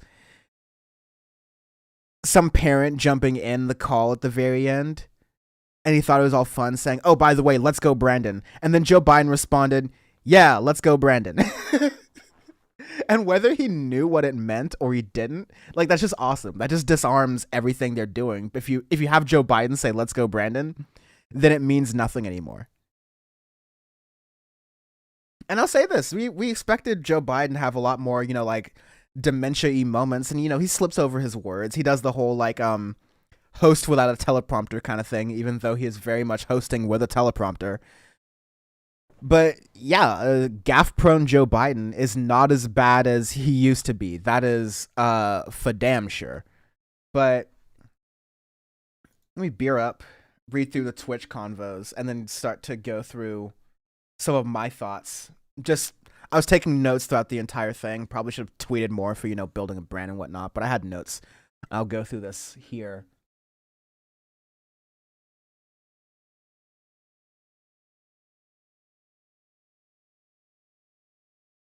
Sam, ratio plus L plus the countries in the shitter. And yeah, and Taylor's got a good point. He does have a stutter, but he's doing great on it. I don't mean to like hammer on Joe Biden's, his stutter, his ability to speech. That's kind of like not what I'm hitting on, but it is something I have liked noting at when he does things like in that speech a long time ago. I'm talking 10 years ago, where he asks someone who can't actually stand up to please stand up. Or when he calls Barack Obama the next vice president of the United States, Barack America. Like, I used to love those kind of gaffes. Those were funny. Okay, the substantive stuff. So, of course, he started a lot with Ukraine and all of those different matters, because it's very up to the forefront with a lot of people. And I think he missed a lot of good opportunities there, especially when he was talking about, listen, Russia is obviously a big resource provider, energy provider on the global stage. Cutting them off from the global economy during this very important time is going to be, difficult. It's going to have some implications for prices globally, and especially in the United States. And so one thing America will be doing is, releasing oil reserves. So that way we have more oil in the economy to work with. So that should hopefully act as somewhat of a control on prices. I glibly mentioned getting rid of the gas tax temporarily, which, like, as an environmentalist, I'm against overall incentivizing increased use of gasoline-powered vehicles and services. But in this case, when you have so many other economic pressures and you have inflation rising, it doesn't seem like Biden wants to do anything on the wage side as far as increasing minimum wages on the federal level to give regular Americans any fighting chance against these rising prices. And so, as a result of that, you're getting this perspective of things with Joe Biden where he could have had the opportunity to say, okay, well, one way to make it so we don't have this situation where if we get into a conflict with a foreign power that has a lot of oil, which, by the way, America might be doing a lot in the future because China has a lot of oil, Saudi Arabia has a lot of oil, the Gulf Arab states have a lot of oil, Russia has a lot of oil. Joe Biden could have said, this is one reason why we need to move to alternative energies, cleaner energies. The movement of these cleaner energies will give people jobs for a long time, because we have to build a lot of wind turbines, a lot of solar panels, a lot of these different things to transfer our energy grid over. These are jobs that will stay in people's lives. These are good paying jobs. This is part of like a Green New Deal, so to speak. And Joe Biden is the president. I shouldn't be the person here, and these political people here who pay attention to all these different things, arguably better than Joe Biden does and some of his staff does. We shouldn't be the ones who are saying, hey, Joe, here's the opportunity to stand from the top and use your power to reorient the way we're talking about these things. If we start to talk about climate change in the context of war and defense, that makes all of the climate change arguments a lot more stronger. Because then then it's no longer about Fox News scapegoating it as, oh, AOC is concerned about farting cows and making sure we don't take flights anymore. Then it's a way better, then it's something that's way smart to go on. I'm noticing a bunch of other random stuff. I do see the happy birthday message from, I presume, Tammy. So hi and thank you. The geriatricness. I'm going to try to move on from the Joe Biden comments, but they are very funny. So that was the missing portion of the Ukraine commentary that I think could have been improved there. But yeah, and failing to tie Joe and Joe Biden failing to tie climate and defense and a lot of these other different dynamics here, Joe Biden showed something that I was kind of worried about last year when he was doing not quite State of the Union things, because you don't do a State of the Union in your first year in office, generally speaking. But it was what I was worried about, which is Democrats were doing a whole lot of big talk, but not a whole lot of action. And, you know, in one way you can wait or sort of play that out is through all the stuff around, you know, Black Lives Matter, voting rights, and police injustice, right? Because you had this whole thing, a push last year when the Democrats were just freshly elected saying, wow, we got elected on the backs of a whole lot of black activist support, black activists who wanted other Democratic Party candidates, who wanted people who were more radical than us, but settled because they knew the alternative was worse, being Donald Trump and Republican leadership, which is all but inevitable anyways.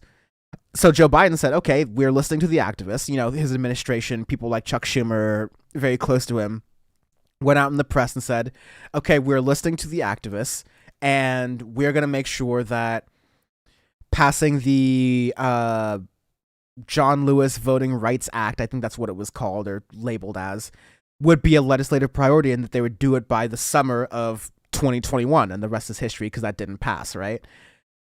Or you have the George Floyd accountability and policing law, whatever these dumb names are. And I say they're dumb, obviously, like, not George Floyd's life and John Lewis's life and their legacies aren't dumb, but the fact that their names are being used for such weak political, exercises that ultimately don't go anywhere, it sort of cheapens their legacy, you know? Like, these were people with lives and, you know, like their past, essentially, you know?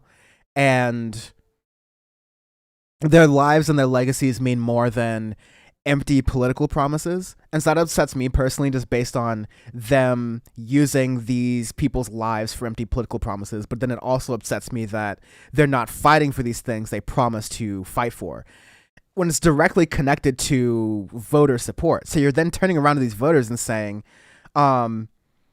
as we get more towards other things I hated about the speech, there's a lot about Joe Biden saying, look, we've done little reforms here and there on the margins, things that should have been done already, things that won't fix everything. Like, you know, there was touted that, okay, we're trying to get it some more police officers wear body cameras, and that's fine, but 10 years ago, back during Trayvon Martin, that was the idea of, okay, if the cops wear more body cameras, that'll hold them more accountable. We found out that, no, the cops holding body cameras gives us more footage of the terrible things they do. Does it actually hold them accountable? No, the footage gets used in court, and then ultimately the cops are let go, or they're given minor sentences of anything. And the exception of, you know, the Derek Chauvin in the George Floyd case getting some of the book thrown at him is just that. It's the exception more than the rule. And so Joe Biden says, listen, black people, we gave you crumbs and a Supreme Court justice pick, who, by the way, is bipartisan and has support from the same police who have been terrorizing you. And so get off my ass. Joe Biden saying, that's it, that's done, that's all I'm going to do for you. But we're not going to defund the police. We're not going to do anything about thinking about, okay, maybe, I mean, there are some activists, myself included, who had some questions about defund the police as a political strategy. But then you could say, what could we get? What are the jobs the police do? And what are the jobs that we don't need bro-y guys with guns to do, right? Like, we don't need bro-y guys with guns to handle mental health crises. We don't need bro-y guys with guns to handle a lot of domestic dispute issues, right? So there's so many different... Oh, Tinder going up on a Tuesday. Okay. There's so many different, like, missed opportunities, I find, where Joe Biden is shooting himself in the foot for ways that he could be voted for. Like, people could vote for him, people could support him, he could get people excited about him, but instead he's getting people hyped on promises that he's ultimately going to let people down on. It's like, if you've ever been like love bombed by a guy or like a significant other in a relationship who promises you all of these things and then like gives you nothing, or like less than nothing, or it's like worse than nothing. That's kind of the relationship that dealing with the Democrats feels so much like. Also, I love at this point that I'm watching the B-roll of the State of the Union speech. Biden's finally about to exit the chamber, and it seems that the cameraman is, getting to shake hands with the president. That's all cool and fun. I don't mind that, the people, the crew adjacent and whatnot is getting to say hi. I guess it's just kind of cute for me to see, because I used to work around these kinds of folks, and they're people too. They are really cool to see about. But yeah, there was some time spent on climate, and I understand climate change is something that people are not going to pay a lot of attention to. It's going to be like a snooze for a lot of people in Congress, at home, etc. But that's why you have to weave it into economic issues, weave it into defense issues, weave it into things that people are more paying attention to right now, because climate is such an all-encompassing thing that you can make it more important by talking about it in as many conversations as you can. Gonna talk more of chat and see more of chat. So yeah, the speech was allegedly supposed to be about 1/3 Ukraine, 2/3 domestic, and I'd say it felt like that. Maybe like fourths, maybe, but yeah, not sure. Taylor says Biden's old ass has been blatantly racist. He's just not good at saying it out loud. Yeah, that's pretty. I would stand with that assessment. Like, Joe Biden has. I mean, I'm old enough to remember when Kamala Harris had this whole like, the Republican response is coming up next. I cannot wait for this. I knew I was awake for something. Okay, but I remember when Kamala Harris had this whole line about, hey, Joe Biden, remember when you were creating these laws or supporting these laws that were about busing kids, or like not busing kids to neighborhoods because they were black? Well, there was a little girl who didn't get to ride in a school bus, and that little girl was me. Like, there's this whole like smackdown thing that Kamala Harris did for Joe Biden, against Joe Biden. Now, Kamala Harris is Joe Biden's vice president, because we love opportunism in politics. So yeah, the Republican response is coming up next, and there's usually a progressive response. Like, I don't know, usually it used to be Bernie Sanders would give these presidential responses, but yeah, I don't know. I doubt Bernie's gonna run again. Even if he did, he's run twice, and I like him, but like, it's not like he's like, his political relevance ultimately, unfortunately, is fading. So I'm not eagerly seeking a like a different. I mean, I am eagerly seeking a different progressive response to the State of the Union, but it's not from Bernie Sanders. I was actually reading, it looks like Rashida Tlaib is going to be doing the progressive State of the Union, and so I hope to watch that. It'll probably be after the Republicans' response, and so usually I feel a lot better about that, because about the end of the night I feel like, okay, there are some people in Congress who have an agenda more aligned to mine, but you definitely have to go through the Republican clown show first. So I'm gonna wait and see what happens with that. But in the meantime, I'm just gonna like chill with chat and just like talk about other things. Like, I did have my birthday today. That was more fun than this. I mean, like, just generally the stuff around my birthday was fun. Had a birthday party on the weekend. I think I've talked about it a bunch of times, whatever. But yeah, I had a bunch of great friends there, and still finishing the beers from it, thankfully. That's the only way I'd be able to make it through this stream. Oh, and because I'm bad at this, if you want to, basically the closest thing I have to a Patreon is like subscriber membership. So if you're a member at syndicate23.co, go to content.syndicate23.co, and That's how you can get bonus episodes of Power Report or episodes before they get released to anyone else. It's like as little as $5 a month and does help out with things as I'm growing and doing all this other stuff. So greatly appreciate it if you can do that. But yeah, it was really just a general birthday weekend. It was like a fun Saturday. And then on Sunday, I did my usual thing, which was like do the music podcast Audio Face with my friend Sean. Check that out at youtube.com/audiofacepod as well. We're listening to new music every single week and reviewing that and keeping track of it for people. And yeah, that's adulthood. Is that, you know, was your birthday weekend enjoyable? Sure. I got to see friends, and I'm like truly blessed that I have I paper over this a lot, but you know, difficult life, childhood, whatever. But I'm grateful to like get to spend my birthday with so many friends and things like that. And so that was good. But enough of the mushy stuff. Let's watch this Republican response, which is usually a mess from start to finish, usually given by a second stringer who has never heard from the Republican Party again, because this is death to your political career if you ever do this. But anyways, here we go. Families. A violent crime wave was crashing our cities, and the Soviet army was trying to redraw the world map. Even before taking the oath of office, the president told us that he wanted to, quote, make America respected around the world again, and to unite us here at home. He's failed on both fronts. The disastrous Afghanistan withdrawal did more than cost American lives.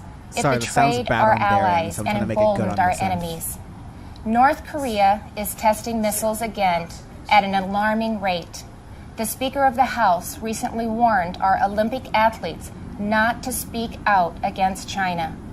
And now Russia has launched an unprovoked, full-scale military invasion of Ukraine, an attack on democracy, freedom, and the rule of law. And is this America's fault? Now all Americans must stand united in solidarity with the brave people of Ukraine as they courageously defend their country against Putin's tyranny as they fight for their freedom.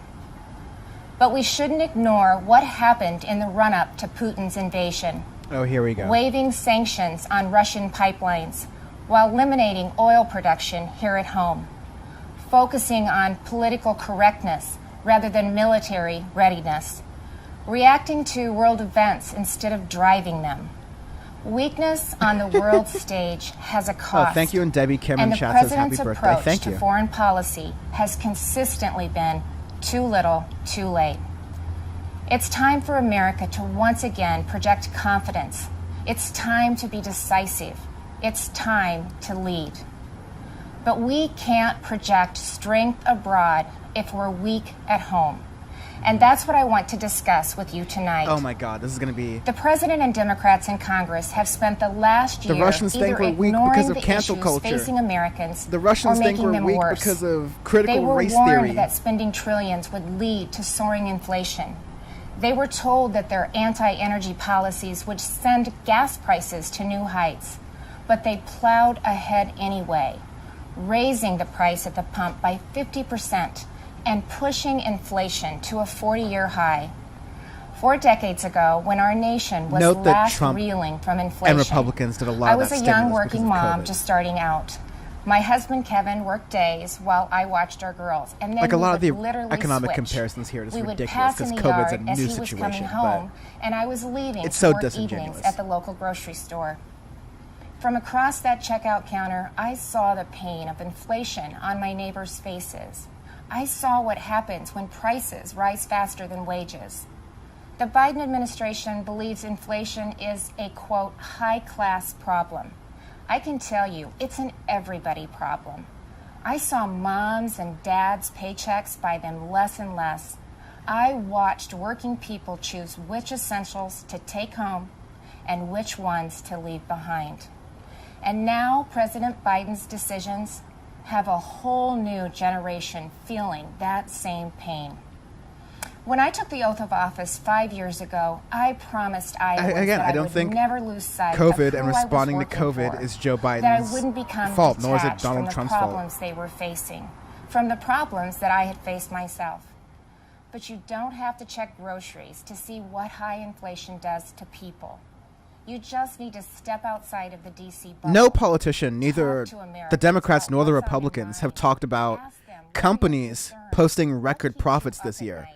And they'll tell you. Like corporate America is doing They'll tell you phenomenal. what's not Even on that despite list. inflation, even despite rising They won't prices. tell you They're that rising spending prices billions even more though they on have record bankrupting their profits. children is the So answer to their problems. Republicans don't care about that. They mind that. They're like, oh, they're just making more money all around and we can just complain about this. And they Cool. certainly But won't tell Democrats, you again, are that losing you should messaging give war on this. billions in tax giveaways to millionaires and billionaires in Democrat-controlled states like California, New York, and New Jersey.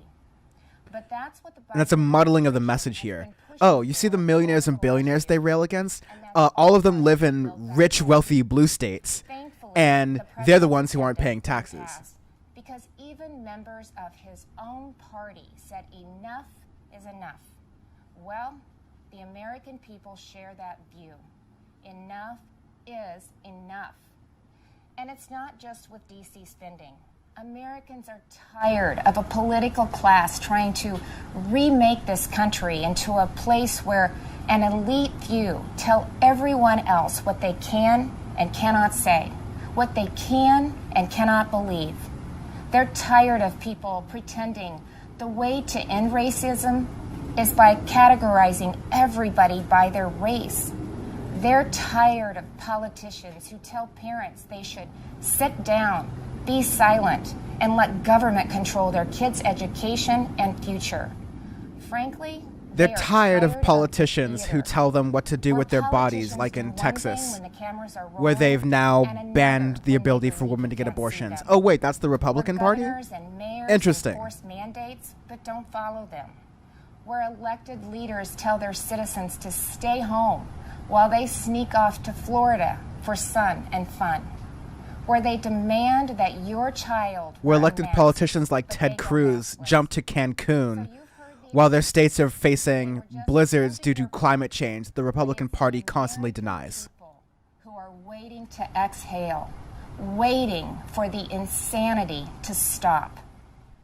We now live in a country The insanity is coming from inside of the Republicans' Federal barn. prosecutors are letting criminals off easy, and many prominent Democrats still want to defund the police. You know, it seems like everything is backwards. The Biden administration requires vaccines for Americans who want to go to work or protect this country, but not for migrants who illegally cross the border. The Department of Justice treats parents like domestic terrorists. That's but such a leaders and weird, governors like, straw man to roam get. free. America American people doesn't are letting require, it like, go like they're migrants requiring across the board, like, that's a totally different argument you're trying to do. Like, it doesn't make sense. It's not apples to oranges. But his actions over the But you know, last it's just 12 words. It's months just like don't speak. match There the were rhetoric. people can get upset and go, "Yeah, I don't like that brown migrants are getting anything." Oh wait, they aren't getting anything? Well, yeah. There is an alternative. Why are different standards for them and not for me? Republican governors and legislators are showing That's what it's ultimately like. It's like, oh, lucky the immigrants don't have to take the vaccine, but people who have legal status do. Like, what's? to stand up for them and walk alongside You break down this stuff and it's so We know stupid. that I'm our sorry. problems require bold action, but we also know that bold action doesn't have to mean government Yeah, I don't want to action. miss what It's Jordan Ryan's pointing out in the Americans YouTube chat. making There's their so much own decisions China for their bashing own here, families and future. even before the Russia bashing, because Republican that's governors face that's the their same MO. COVID-19 virus It's just head-on. make you scared about some foreign But power. We honored your freedoms and saw right away that lockdowns and school closures, they came with their own significant cost, that mandates weren't the answer. And we actually listened to the science, especially with kids in masks and kids in schools. Sam, like, What why does she happens sound like she's about to still tell you the happening to our emergency children procedures over for how the to last evacuate a 2 plane? years is unconscionable. Learning loss, isolation, anxiety, depression. In so many states, our kids have been left Please be behind, aware that the life and raft is under your so seat. many will never catch up. Please put the That's mask why above Iowa yourself was the before the first others, state in the before you nation assist to others. require that schools open their doors. I was attacked Like, by the left. I was attacked by the media. all of this mask mandate but it stuff is wasn't a getting hard kind of choice. It outdone was the because right all of the choice. mask mandates are being And lifted. keeping schools open is only the start of the pro-parent, pro-family revolution that Republicans are leading in Iowa and states across this country. Republicans believe that parents matter. It was true before the pandemic. Yeah, Republicans believe parents matter the same way Republicans believe the Sandy Hook kids, the parents of the Sandy Hook kids matter. The parents of any victims of a mass shooting actually matter. Republicans don't care about those parents whatsoever. Families also have This is all empty rhetoric when it comes down to people's lives. and that begins with a safe and secure country. But the Biden administration has refused to secure our border. They've refused to provide the resources to stop human trafficking, to stop the staggering influx of deadly drugs coming into our neighborhoods. They've refused to protect you. With Texas and Arizona leading the way, I, along with Republican governors from several states, have sent resources to the border. And we've actually gone to the border, something that our president and vice president have yet to do since taking office.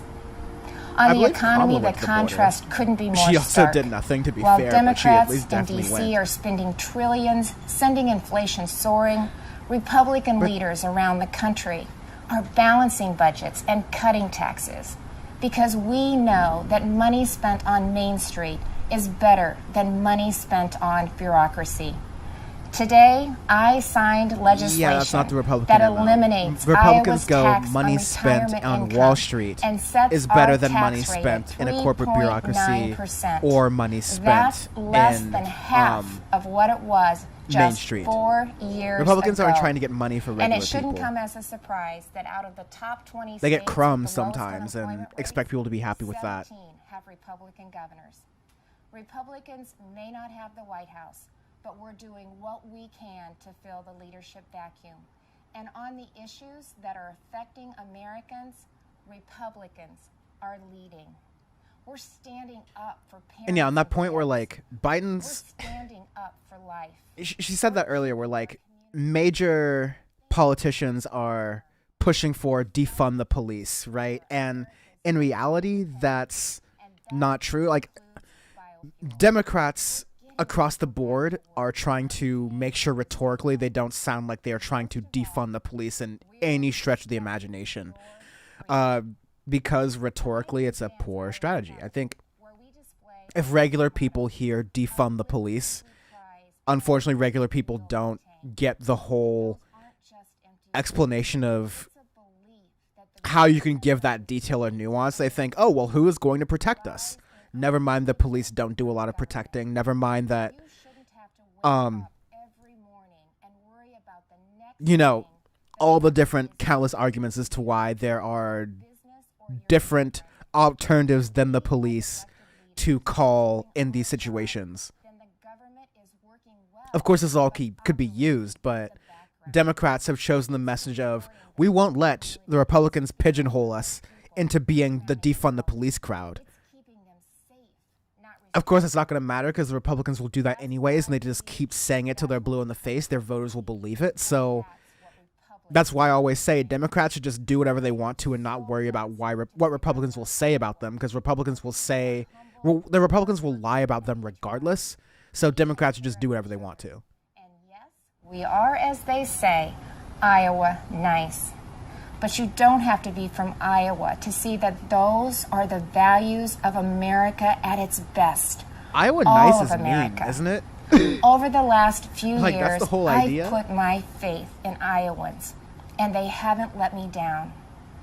I encourage this president to do the same, to put his faith in you, the American people, who have never wavered in your belief in this country, regardless of who leads it. You see, it sucks that these Because speeches are you written. know, you've shown Like, that the soul of America. It's not like it's a real response. Like, the speech was written a long time ago, and so I think Joe Biden said something along the lines of, I put my faith in you, Americans are the strongest.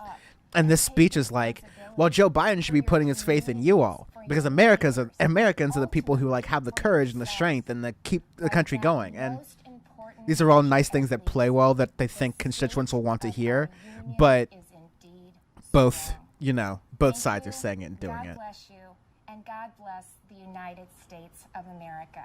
Well, let me tell you, that was as predicted. Please stop smiling. Please stop. Please make it go away. Come on. No, the cameras are still running. Oh no. Oh good. Okay, nice.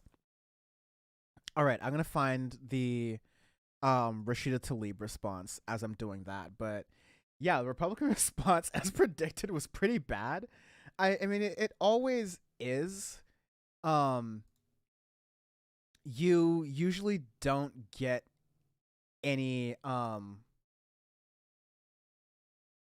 mean, like, I'll be honest. The party responses on either side are never really good. But that being said, here's Rashida Tlaib's response. Let me get it up here right now. Workers are speaking up for a voice and dignity on the job. I saw what a union meant for my family growing up, as my father was a member of the United Auto Workers. This smile is because of the UAW. They ensured that our family had access to dental care. So this is our time. This is our time to take on corporate polluters who get rich poisoning us, and we fight for environmental justice. With the Green New Deal, we rebuild our country by creating millions of union jobs in the clean energy industry of the future. Imagine turning the Rust Belt into a green belt that is a center of American jobs and innovation for the next century. And we'd ensure clean air and water, because I know we can't build back better if our children can't live healthy lives.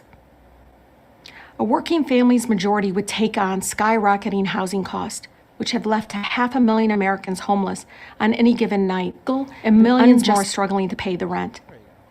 That means building millions of accessible, new, affordable homes and providing long overdue rental, down payment, and home repair assistance.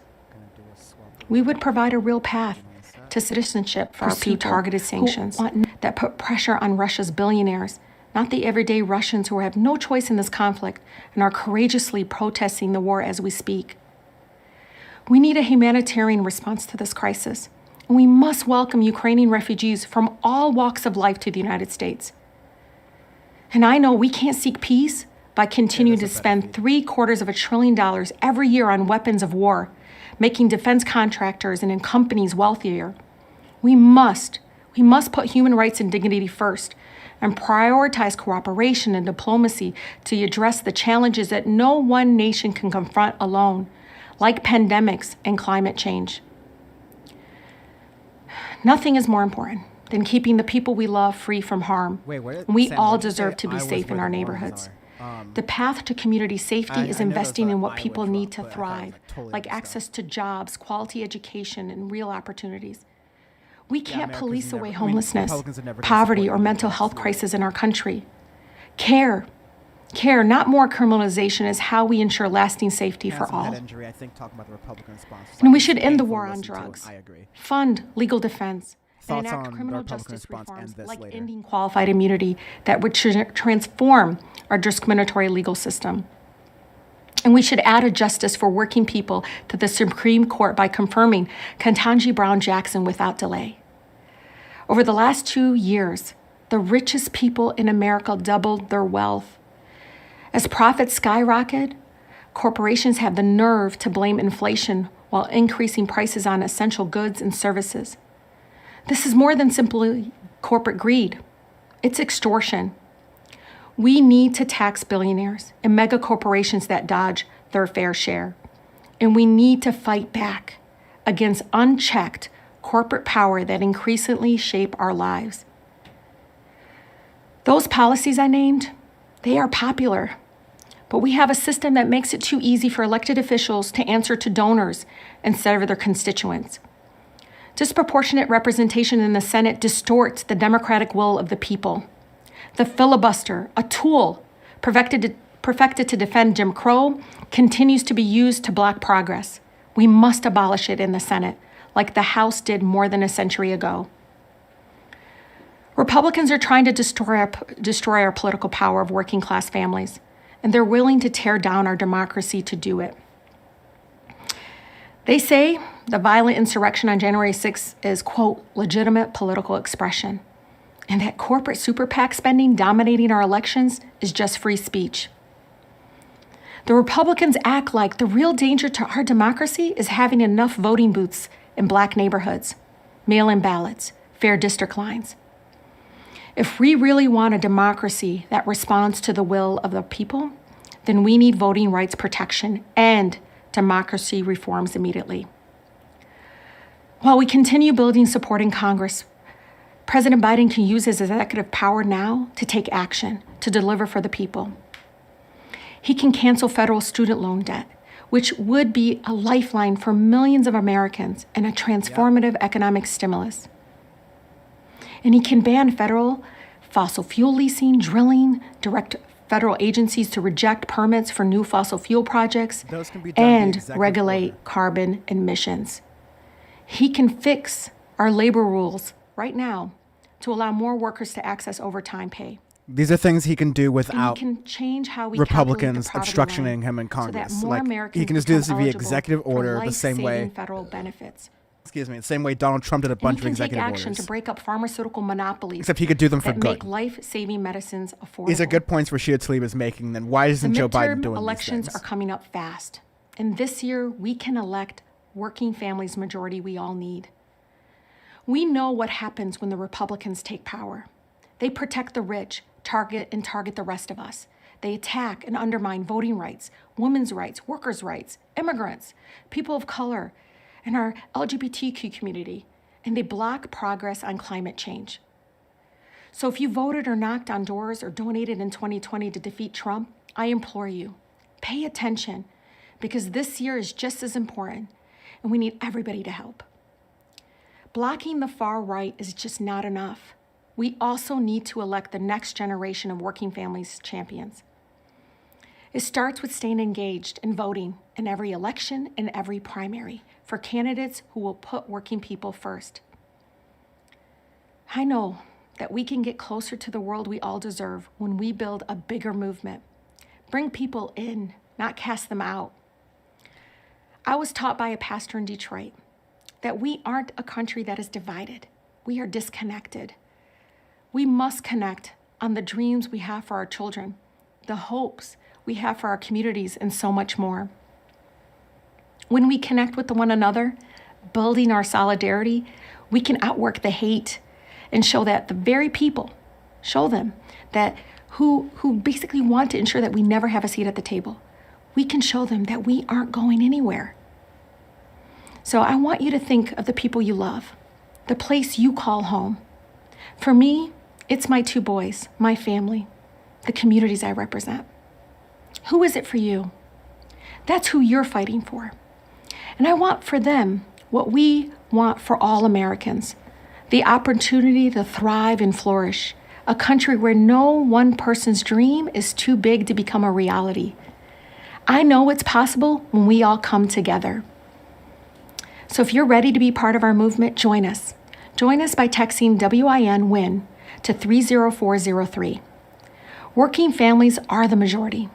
Together, we will win a nation that can truly stand up for all of us. Thank you. Thank you so much for joining me this evening. Have a wonderful night.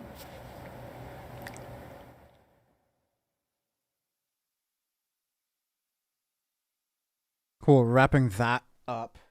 And yeah, as is often the case, the Republican response and the progressive responses happen pretty quickly. Like, in like a quick succession of each other. And so we caught most of the Republican response, if not all of it.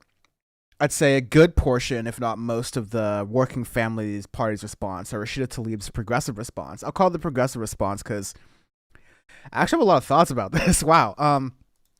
So usually the way this happens is you have the Democratic Party response, you have the State of the Union given by whatever sitting party president you have. You have the opposing party's response. And then you usually have a progressive response because the sitting president's never progressive. And so, like when I've done election coverage, and I've like done it for news networks professionally before, like producing it behind the scenes and like briefly appearing on camera, but mostly doing it behind the scenes before.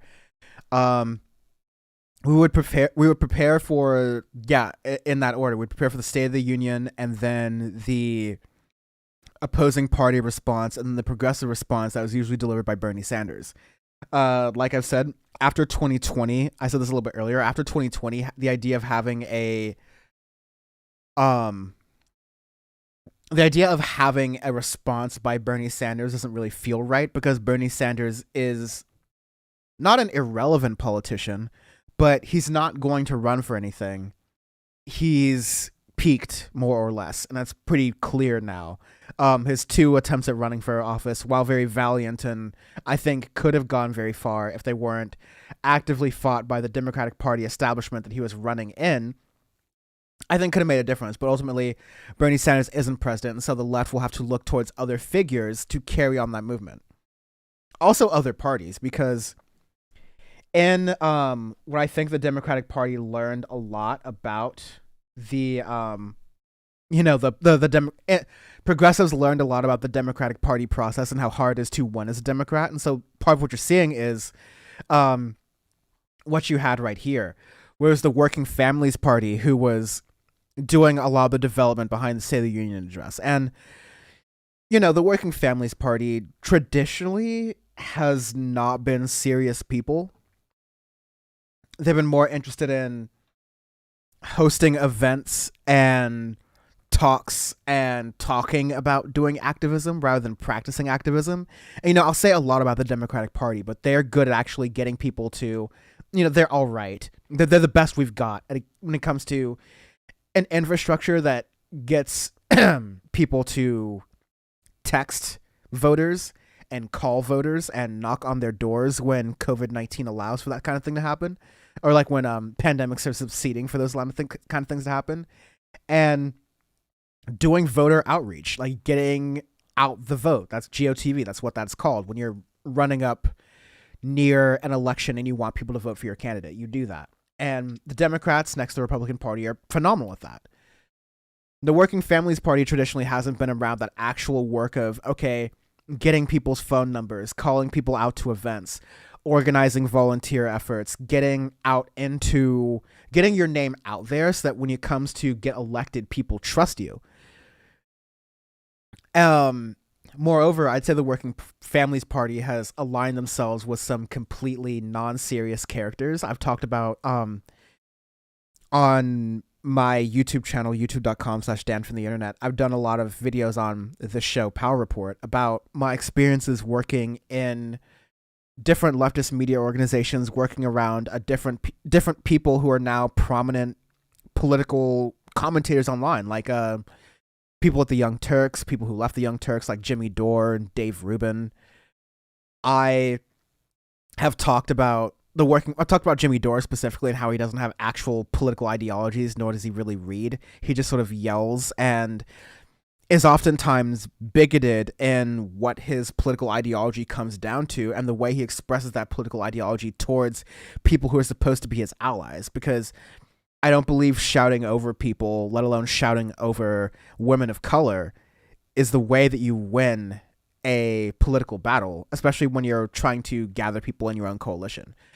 But nevertheless, the Working Families Party put together that joint State of the Union response with Rashida Tlaib, and I think that was really good. You get at the stuff that folks on the left talk about all the time, where we can't have an austerity type of system, and basically what that means is we can't tax poor people and make poor people's lives terrible in order to improve our economy. It's just not going to work. You need a better system than that, and that's what progressives are saying all the time. That's what Rashida Tlaib is saying all the time. You're hearing stuff about actual economic justice for working families. That means like not just the comfortable upper middle class who have like cushy jobs, but people who are struggling to make ends meet, who are working their hardest. These aren't lazy people. The idea of laziness in society is like a lot of that's caught up in Republican dogma, but it goes back to the thing Bernie Sanders is saying. It goes back to the thing Rashida Tlaib is now saying, and a lot of other people on the left are saying, that should be a fundamental thing, that in the United States of America, in any civilized country, if you work 40 hours a week in a full-time job, you should be able to afford to sustain yourself and then some. We have more than enough money in this country floating around for every person working 40 hours a week or more to just be able to earn a living where they don't have to then rely on other government services such as food stamps or other welfare programs in order to sustain themselves. You work, you put in your hours, you can make a living, and you can duck your head and just do whatever else. And you can have time to relax and not feel like you have to burn yourself out just to make a living. That you have to work 60 hours or 80 hours or work beyond what your job calls for just to be able to make ends meet or get yourself to a point where you can enjoy the labor of making money. That's what so many people are doing today. But I mean, that goes to a big view of all these things. You can't have economic security if people are worried about healthcare. So therefore we have to have a healthcare system like Medicare for all to support people like this. You can't have, or like you'll have people worrying about poverty, or you'll have people worrying about these things if you have non-robust school programs. So like if you don't have student lunches and you don't have programs that support kids when they're young, that's only going to make poverty worse in the future. And so you can spend these things, whereas like Republicans talk about financial investments and stock investments and investments for the future and money. These are investments in the future for our brains, the people that we know in life. All those other different things. So that's good. I'm glad that you have politicians like that who are sticking to their guns in that way. Gonna check in on chat now. Yes. Oh yeah, I see my audio is a little bit on the quiet side. It should be a little bit better now, but it was definitely quieter based on whatever was. Yes. And yeah, very good now. Sweet. But yeah, overall, I am happy with the Rashida Tlaib speech, but I want to see what comes out of this, because ultimately I'm going to sound so old, but like I've sat through almost a decade's worth of State of the Union. So I've listened to Obama's, I've listened to Trump's, I've now listened to some of Biden's, and it's what a politician it's putting their best foot forward as what they most optimistically want to happen in the next year. But every single time when the rubber hits the road, when they have the opportunity to fight for these things, nothing happens. When they have the opportunity to stand up and say, hey, this is the name of the senator, these are the name of the Congress people who are standing in between my agenda that's supposedly popular and you, the American people, getting it. So what are we going to do? Donald Trump had no problem calling out individual Congress people or individual senators who wouldn't help him with his agenda, and then igniting his base against that person, threatening to get them primaried or to lose their political power. Trump had absolutely no problem doing that. I think Joe Biden shouldn't have a problem doing that either. And I've said that about Democratic politicians forever. You should not be afraid to use your voters against the people who don't work in your interests. Because that's how political power works. If you say, hey, I got elected because people like me, and now I'm going to make sure that I keep those people paying attention so that if there's anything that I don't like, I can get this support from people, and we can make sure that we get what we want by mobilizing together and not taking our attention off of this thing. So I hope that goes out well. I have done a lot of streaming today, more than I necessarily wanted to do on my birthday. But this has been fun. I want to thank everyone for joining. Some of my like friends who have come in here to say hi and chill and watch politics with me on a Tuesday. That's great. Please also have lives. I love you all, but please also have lives too. But it does really mean a lot to me, and I am definitely thinking about doing more of these streams, just if there's more news to cover that makes it worth my time.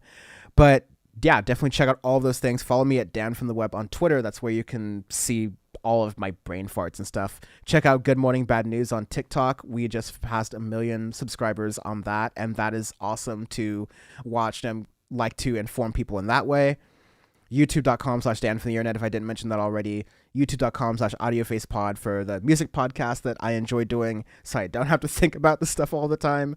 And yeah, I'm elsewhere on the internet. I'll try to stream more on Twitch as well. I love the Twitch audience, by the way. Twitch is really fun, and I will do that more as well. But yeah, thank you all for watching. Thank you all for wishing me and helping me bring in this new year of my life in a memorable and exciting way. And I hope, I guess not to make it my own State of the Union thing, but I hope this year I can also do my own different fun plans and help grow not only what I'm doing, but use it so my voice can, bother powerful people maybe enough to get them to do the things we want them to do.